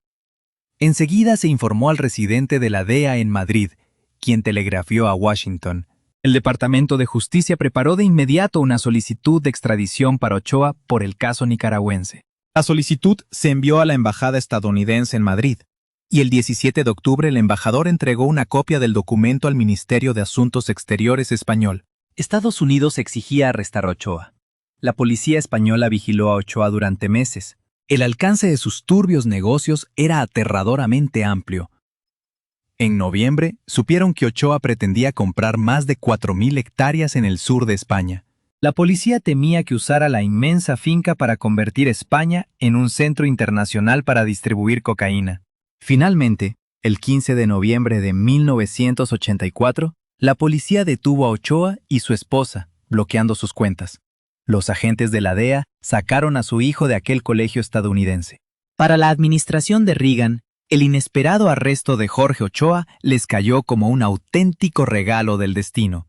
No habían pasado ni 4 meses desde que el gobierno estadounidense catalogara a Ochoa y otros miembros del cártel de Medellín como socios criminales del gobierno sandinista de Nicaragua. Ahora se abría una oportunidad brillante para llevar a Ochoa hacia Estados Unidos y poder así ser en el juzgado. Los magistrados españoles los esperaban con verdadera impaciencia. Jamás habían enfrentado el tráfico internacional de narcóticos. Pero ya no soportaban más violencia, ya no toleraban más terrorismo ni extremismo ideológico. Ante sus propios ojos, Esos vínculos de Ochoa con el gobierno marxista de Nicaragua tenían un tono puramente político. Estados Unidos también demostró a los españoles los nexos de Ochoa con Tranquilandia. Aquella instalación operaba bajo la vigilancia directa de la guerrilla del M-19. Esa guerrilla también era comunista. Cocaína, terrorismo y marxismo encajaban perfecto. Para los españoles era la triple pesadilla del mundo libre. España anunció que Ochoa estaba detenido bajo estrictas leyes antiterroristas especiales, lo que exigía una revisión minuciosa de cada cargo, poco después de la tensa captura y el encierro de Ochoa, en Madrid. Estados Unidos solicitó formalmente su extradición inmediata por los graves cargos del caso nicaragüense. Y solo unos días más tarde, Colombia solicitó extraditar a Ochoa por falsificar un documento oficial. Específicamente, querían juzgarlo por alterar una licencia para importar 128 toros españoles hacia Cartagena en 1981. En resumen, acusaron a Ochoa de contrabando nuevamente. Al principio, Estados Unidos tenía posibilidades mucho mayores de llevarse a Ochoa. El tráfico de drogas pesaba mucho más que mover toros españoles. Además, Estados Unidos solicitó oficialmente la extradición de Ochoa bastante antes de que lograra hacerlo Colombia. El propio gobierno español ya se había posicionado claramente del lado estadounidense. Los defensores de Ochoa necesitaban anular todas esas ventajas de inmediato, o debían aplastar a su enemigo de alguna otra manera. 6 meses después, Colombia lanzó una segunda solicitud formal de extradición contra Ochoa. Esta vez, el inesperado pedido llegaba directo desde Medellín. Sus propios compatriotas allá querían condenarlo exactamente por aquella misma operación en Nicaragua, por la cual Ochoa ya había sido procesado en Miami, pero lo que ocurrió en realidad fue muy distinto. Un cercano compañero de Jorge, Ochoa logró acceder en secreto a esos archivos judiciales en Miami.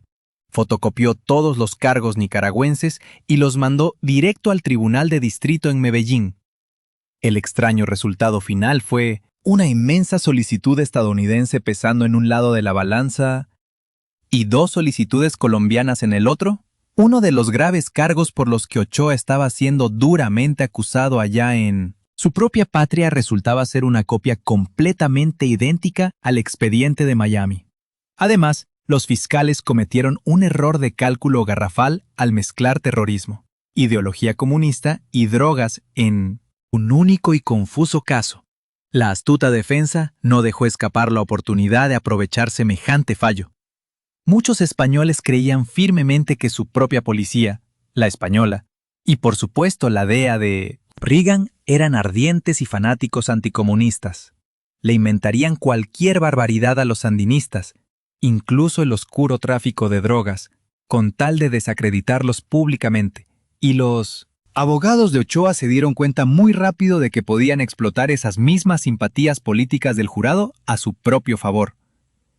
Condenaron públicamente a Reagan por lanzar una guerra sucia brutal contra Nicaragua. Presentaron a su cliente como un simple peón atrapado en un juego político totalmente deshonroso. Sin embargo, aquellos astutos fiscales también emplearon sus propias maniobras sutiles. Un día cualquiera, el país amaneció completamente alborotado. La noticia afirmaba que los poderosos amigos de Ochoa habían ejecutado un audaz intento operativo para sacarlo de la cárcel, arrastrándolo directamente hacia un helicóptero en vuelo. Apenas un par de días después de esto, algunas fuentes policiales filtraron a la agencia de Noticias Española que Ochoa intentó sobornar directamente a los policías que investigaban su caso. En esta tremenda historia, Ochoa parecía casi como el virrey intocable del negocio mundial de la cocaína, el segundo hombre más letal justo después de Escobar. Esto nos convence, una vez más, de que nadie sabía exactamente quién era realmente el verdadero jefe supremo del temido Cártel de Medellín. El pesado caso de Ochoa se juzgó en la Sala de lo Penal de la Audiencia Nacional de España. El tribunal estudió minuciosamente el enorme material presentado durante casi 9 largos meses, y entonces Ochoa se declaró culpable de importar toros ilegalmente a Colombia. Sin embargo, negó categóricamente su participación en el contrabando de drogas y dejó muy claro que por los cargos de narcotráfico, él jamás pisaría el banquillo de los acusados, ni en Colombia, ni mucho menos en Estados Unidos. Por su parte, los abogados defensores de Ochoa insistieron persistentemente en el fuerte trasfondo político de los cargos, tratando de desacreditar por completo la demanda estadounidense. Además, argumentaron que la acusación resultaba ridícula al basarse únicamente en el dudoso testimonio de Barry Seal, un notorio criminal y mentiroso compulsivo. De hecho, Seal era el principal y el único testigo real de toda la fiscalía. Sin embargo, la defensa tuvo que aceptar el testimonio de otros 2 agentes de la DEA asociados con Barry Seal. Ambos simplemente se limitaron a repetir en automático el dudoso testimonio de Seal. Pero, según la investigación española, los testigos de segunda mano resultan totalmente vinculantes. De este modo, la fiscalía contaba ahora con el respaldo legal de 3 valiosos testigos. Uno de ellos, curiosamente, era el mismísimo autor material del delito. La tensa audiencia de extradición de Ochoa ante la respetada Audiencia Nacional Española quedó prevista oficialmente para el 17 de septiembre, 1985. Durante el juicio, trataron a Ochoa como a un peligroso separatista vasco arrestado. Se lo consideraba un criminal particularmente peligroso, con amigos igual de peligrosos. Probablemente había excelentes razones para temerles. Adentro, en la inmensa sala del tribunal, el agitado público permanecía separado de los jueces, de los abogados defensores y del fiscal, por un inmenso panel de madera de 1 metro de largo. También había una gruesa mampara de vidrio a prueba de balas que iba desde el suelo al techo. Semejante barrera generalmente desalentaba a los activistas políticos de disparar armas o lanzar granadas durante aquellas sesiones judiciales. Observándolo todo, 3 jueces vigilaban toda la sala desde un estrado de madera. El callado acusado se sentaba frente a ellos en un banco muy bajo, completamente de espaldas al grueso vidrio que dividía la sala. El esperado día del juicio, la galería estaba completamente llena de colombianos. Entre ellos, algunos miembros de la familia Ochoa. Al principio había mucho ruido y un vago descontento flotaba sobre aquel denso ambiente, pero en cuanto salieron los jueces, la multitud se calmó. Ochoa, de traje oscuro, se sentó muy tranquilamente entre 2 policías armados con boinas. Y es que él había adelgazado muchísimo, pero no tenía mal aspecto. Llevaba el cabello pulcramente recortado. Oficialmente, se suponía que él era un joven y muy exitoso empresario ganadero colombiano. La tensa audiencia duró unas 3 horas. Tras el cierre de aquella sesión, los jueces deliberaron durante toda una semana y por fin, el 24 de septiembre tomaron su firme decisión. La demanda estadounidense fue desestimada por total unanimidad de 3-0. Porque estaba políticamente motivada, Ochoa debía ir a Colombia y ser juzgado allá por la importación de toros. Los astutos abogados de Ochoa ganaron jugando la carta del antiimperialismo. Desacreditaron por completo a Seal y mostraron absoluta disposición para entregar a su cliente a Colombia, pero los fiscales apelaron y aunque parecía increíble, el 21 de enero de 1986, el tribunal reconsideró su decisión y acordó extraditar a Ochoa directo hacia Estados Unidos. En esta ocasión, las tensas relaciones entre Estados Unidos y Nicaragua ya no funcionaban como un obstáculo legalmente válido para la inminente extradición. Ochoa fue acusado duramente de contrabando de drogas, algo que para nada es un delito político. Su desesperada defensa apeló de inmediato la nueva decisión del tribunal.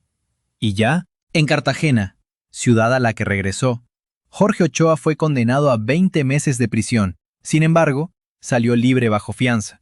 Para 1987, ya sería uno de los 20 hombres más ricos de todo el mundo según Forbes. Tenía $3.000 millones, una fortuna supuestamente ganada de forma muy honrada criando caballos pura sangre y toros de lidia. Su fianza, curiosamente, fue de apenas $11.500. Luego, la reunificación del cártel de Medellín desató una verdadera oleada de terror político, un ataque directo contra quienes no dejaban operar en paz a los grandes capos de la droga. Estos líderes formaron un grupo llamado Los Extraditables. Su objetivo principal era amenazar ferozmente a todos los políticos que no querían cancelar la extradición. Coches bomba, asesinatos de jueces y policías. Cientos de víctimas al azar masacradas en las calles arrasaron a Colombia. De todas las acciones más inhumanas, destaca la toma del Palacio de Justicia por militantes del M-19. Sí, los mismos que antes secuestraron a Martha Ochoa y luego terminaron controlando los laboratorios de cocaína bajo las órdenes de Carlos Líder. El cártel les entregó $2.000 millones por la toma. Sin embargo, el mismísimo Líder, al escribir sus memorias, niega de todas las maneras posibles cualquier tipo de participación del cártel de Medellín en la sangrienta toma del Palacio de Justicia. De hecho, esto es exactamente lo que afirma sobre el tema respecto a las muchísimas especulaciones sobre la participación de Pablo Escobar y la supuesta ayuda del cartel de Medellín financiando semejante toma. Puedo asegurar que son completamente falsas. Ni Pablo Escobar ni yo conocíamos de antemano los planes del M-19 para asaltar el Palacio de Justicia.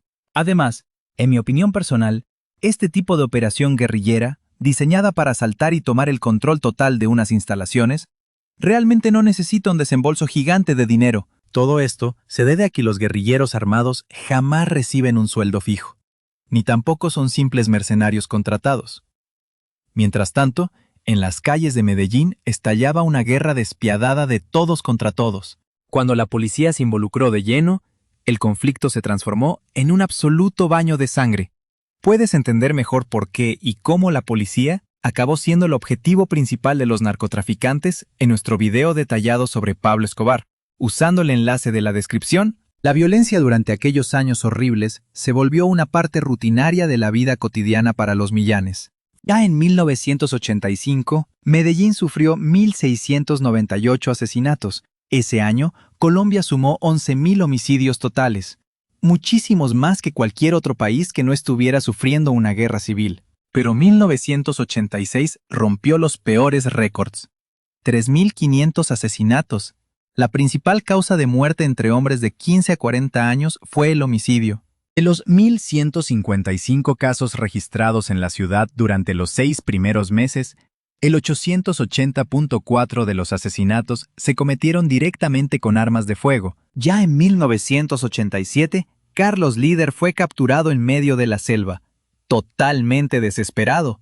Incluso llegó a escribirle una carta a George Bush pidiéndole un trato. Las audiencias por su caso duraron 7 largos meses. Allí participó con muchísimo placer George Jun, quien finalmente tuvo una oportunidad perfecta para vengarse de su antiguo gran amigo que lo había abandonado tiempo atrás.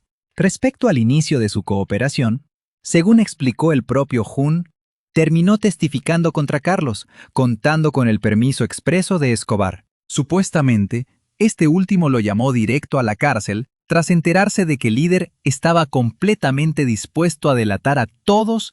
Josh continuó hablando sin parar, revelando cada vez más detalles oscuros sobre cómo se creó el cártel de Medellín, o al menos lo que él conocía. Como el propio líder escribió después, aquello fue el acontecimiento más angustiante de toda su vida. Ocurrió cuando todos los años ya transcurridos salieron a la luz, con un lujo de detalles increíble, solo para diversión del público. Al final, Carlos Líder terminó siendo declarado completamente culpable por todos los cargos de tráfico de cocaína. Escucha bien, esto es lo que él mismo confesó al respecto. Por supuesto que fui 100% culpable de todos esos cargos por tráfico de muchísimas toneladas de cocaína. Yo era un verdadero contrabandista. Fui un traficante a nivel internacional que penetraba las fronteras terrestres, también las marítimas y, por supuesto, todo el espacio aéreo estadounidense transportando toneladas de cocaína sudamericana. Esa era simplemente mi peligrosa profesión. Y también, como miembro clave del cártel de Medellín, era mi gran misión y mi único deber. Fui un narcotraficante colombiano al que la Drug Enforcement Administration persiguió sin descanso durante demasiados años. Finalmente, Carlos Líder fue sentenciado a 135 años de prisión, tras un año en régimen de aislamiento. Su visita quedó gravemente afectada, pero entonces, al igual que George, tuvo su gran oportunidad. Estados Unidos invadió Panamá y capturó rápidamente al traidor de Noriega. Entonces Carlos testificó en su contra.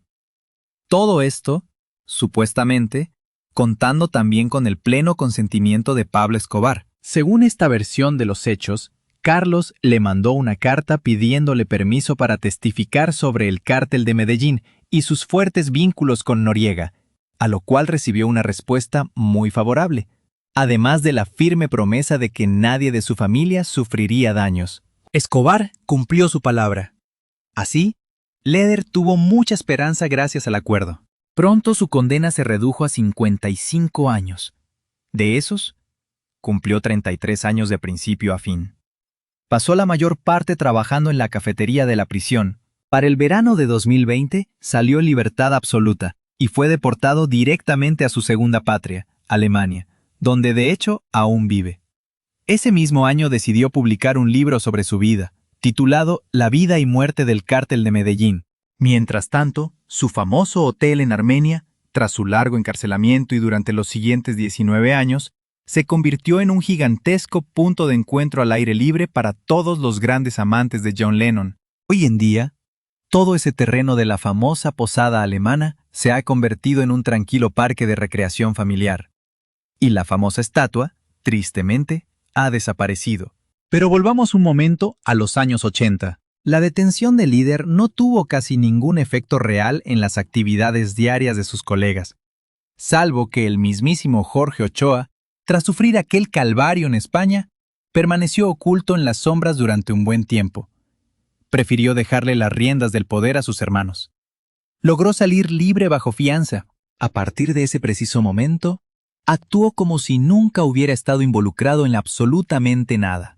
De hecho, los dos miembros más violentos y peligrosos de todo el cártel, Escobar y Rodríguez Gacha, siguieron muy activos. El mexicano se consolidó finalmente con el título de ministro de guerra del cártel de Medellín, convirtiéndose de paso en el aliado principal y el mayor apoyo para Escobar durante su brutal guerra contra el Estado. Ya en 1989, contaba con una facción de miles de hombres fuertemente armados. Justo en el centro había una temible unidad de élite formada por 70 sicarios seleccionados.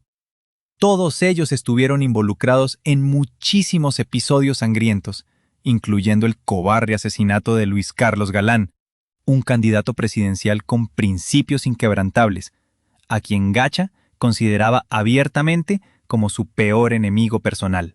Esa creciente violencia llegó por fin al clímax absoluto. Pusieron una bomba en un avión en 1989, Escobar y Gacha asumieron que una importante figura política iría a bordo, pero este hombre cambió de idea en el último momento y sobrevivió. La terrible explosión mató en el acto a 110 personas inocentes. Este espantoso incidente marcó de inmediato el sangriento inicio de la cacería de recompensas por Escobar y Gacha a finales de 1989. Rodríguez Gacha fue localizado rápidamente gracias a un valioso informante, conocido como Navegante, quien era el hombre más cercano del círculo íntimo de Gacha. Traicionó a su propio jefe. Informó que Gacha, su hijo Freddy Gonzalo y varios guardaespaldas estaban escondidos en Cartagena. Al enterarse, la policía y la DEA actuaron rápido. Enviaron 30 hombres del cuerpo de élite directamente al comando de la Fuerza Aérea en Barranquilla. Allí dieron la orden estricta de mantener 2 helicópteros de la policía completamente listos para despegar desde el aeropuerto de Santa Marta. Así comenzó esta gran operación militar, bautizada con el significativo nombre de Apocalipsis. Esa misma noche del jueves, Gacha, al darse cuenta de que ya lo habían descubierto, se subió a un bote junto a su hijo y 5 guardaespaldas. Escaparon a toda velocidad hacia la finca El Tesoro, entre Coveñas y Tolú. Fue entonces cuando las autoridades le perdieron la pista por completo, pero gracias a un informante clave, iniciaron un intenso rastreo aéreo por toda la zona para intentar localizar la embarcación. Logran encontrarla justo al amanecer. Sin embargo, adentro solo había un hombre que confesó haber dejado a Gacha en la finca de Tolú, donde sus pistoleros ya iban a rescatarlo. Al llegar allí, los soldados en el helicóptero no notaron ningún movimiento extraño en la casa. Solo vieron una camioneta estacionada y volaron en otra dirección. Justo en ese instante, la camioneta aceleró. Arrancaron los disparos. Los fugitivos corrieron desesperados en distintas direcciones. Gacha intentando trepar torpemente por una alambrada de púas, Casi se arranca el cuero cabelludo. Segundos después, vio cómo masacraban a su propio hijo frente a él. Al mismo tiempo recibió un balazo en la pierna. La siguiente bala le destrozó la cabeza. El impacto fue tan brutal que las autoridades tuvieron que identificar el cuerpo usando las huellas dactilares. Hay una versión que dice que Gacha, al ver morir a su hijo, se suicidó detonando una granada directamente contra su cara. Pero eso no es más que un mito. Si lo hubiera hecho, la explosión le habría arrancado el brazo entero. Al funeral de Gacha asistieron miles de personas provenientes de su municipio natal. Sin embargo, todo ese cariño no impidió que los mismos lugareños saquearan sin piedad su famosa hacienda, de la cual se llevaron absolutamente todo. Incluso volaron las piscinas con dinamita buscando supuestos tesoros ocultos. Hoy, China compró este enorme edificio, que aún sigue bastante sólido, para abrir una de sus embajadas más grandes en toda América Latina. La otra hacienda saqueada del mexicano, Cuernavaca, alberga hoy un gran refugio canino. Y la actual directora del refugio cuenta que, tras la muerte de Gacha, grupos enteros de personas excavaron por los alrededores buscando millones de dólares enterrados. Pero la verdad es que nadie encontró nunca absolutamente nada. Tras la caída de Gacha, Pablo Escobar se convirtió en el principal, y de hecho en el único objetivo real para todas las agencias de inteligencia. Con su muerte en 1993, el cartel de Medellín pasó al olvido. Dejaron tras de sí redes de distribución de droga y un inmenso mar de sangre, pasando a la historia como los verdaderos iniciadores del contrabando masivo de cocaína. Ahora, solo resta contar qué fue del famoso clan Ochoa, que en cierto modo siempre prefirió mantenerse en las sombras. Sobre Fabio Ochoa padre, el gran patriarca del clan, ya hablamos un poco al principio. Ya fuera un padre infeliz o un oscuro jefe en las sombras del cártel, vivió una vida bastante larga y tranquila. Nunca lo llevaron a juicio. Murió en 2002, a los 88 años. Ya en septiembre de 1990, el nuevo presidente de Colombia, César Gaviria Trujillo, ofreció a los acorralados líderes del cártel entregarse voluntariamente a la policía. A cambio, les hizo una promesa clara: jamás serían extraditados a Estados Unidos. En 1991, los tres hermanos Ochoa se entregaron y tras cumplir apenas 6 años de condena, salieron en total libertad. Juan David y Jorge Luis se establecieron en Medellín y nunca más fueron procesados. Se convirtieron en empresarios respetables, exactamente igual que su padre. Juan David murió en 2013 de un repentino ataque al corazón, pero Jorge Luis sigue vivo hoy, aunque todavía tiene pendiente un proceso judicial por un viejo testimonio que dio mientras estuvo en prisión, relacionado con el cártel de Pop. Pero el hermano menor, Fabio, tras salir de la cárcel, no perdió para nada la esperanza de convertirse nuevamente en un gran capo del narcotráfico, así que empezó a cooperar con el Chapo y el cártel de Sinaloa. Trabajaba como asesor a cambio de una buena participación. Compartió rutas y viejos métodos de trabajo, involucrándose plenamente en la vida de los mexicanos. Pero, tal como ya había pasado con el narcotraficante cubano Alberto Falcón, descrito en el video sobre el cartel de Guadalajara, los mexicanos siempre terminan delatando a los extranjeros, no importa qué tan destacado capo de la droga que sea. En 2001, Fabio fue capturado junto a 41 mexicanos en Miami durante la Operación Milenio. Todos testificaron en su contra solo para reducir sus propias condenas. El menor de los Ochoa fue sentenciado a 30 años de prisión. Allá adentro descubrió varios talentos ocultos. Por ejemplo, ahora está trabajando en el desarrollo de energía a partir de las olas del mar. Incluso escribió un libro de divulgación científica de 150 páginas, pero absolutamente nadie quiere publicarlo todavía. La fecha estimada para la liberación de Fabio Ochoa era el 14 de septiembre de 2024, siempre y cuando ese verano aprobaran otra petición de libertad condicional. Fue puesto en libertad a los 66 años, el 23 de diciembre de 2024, regresando directo a Colombia. Tras la completa destrucción del cártel de Medellín, el cártel de Cali tomó su enorme lugar de poder en Colombia. Pero todo eso ya es tema para otro video.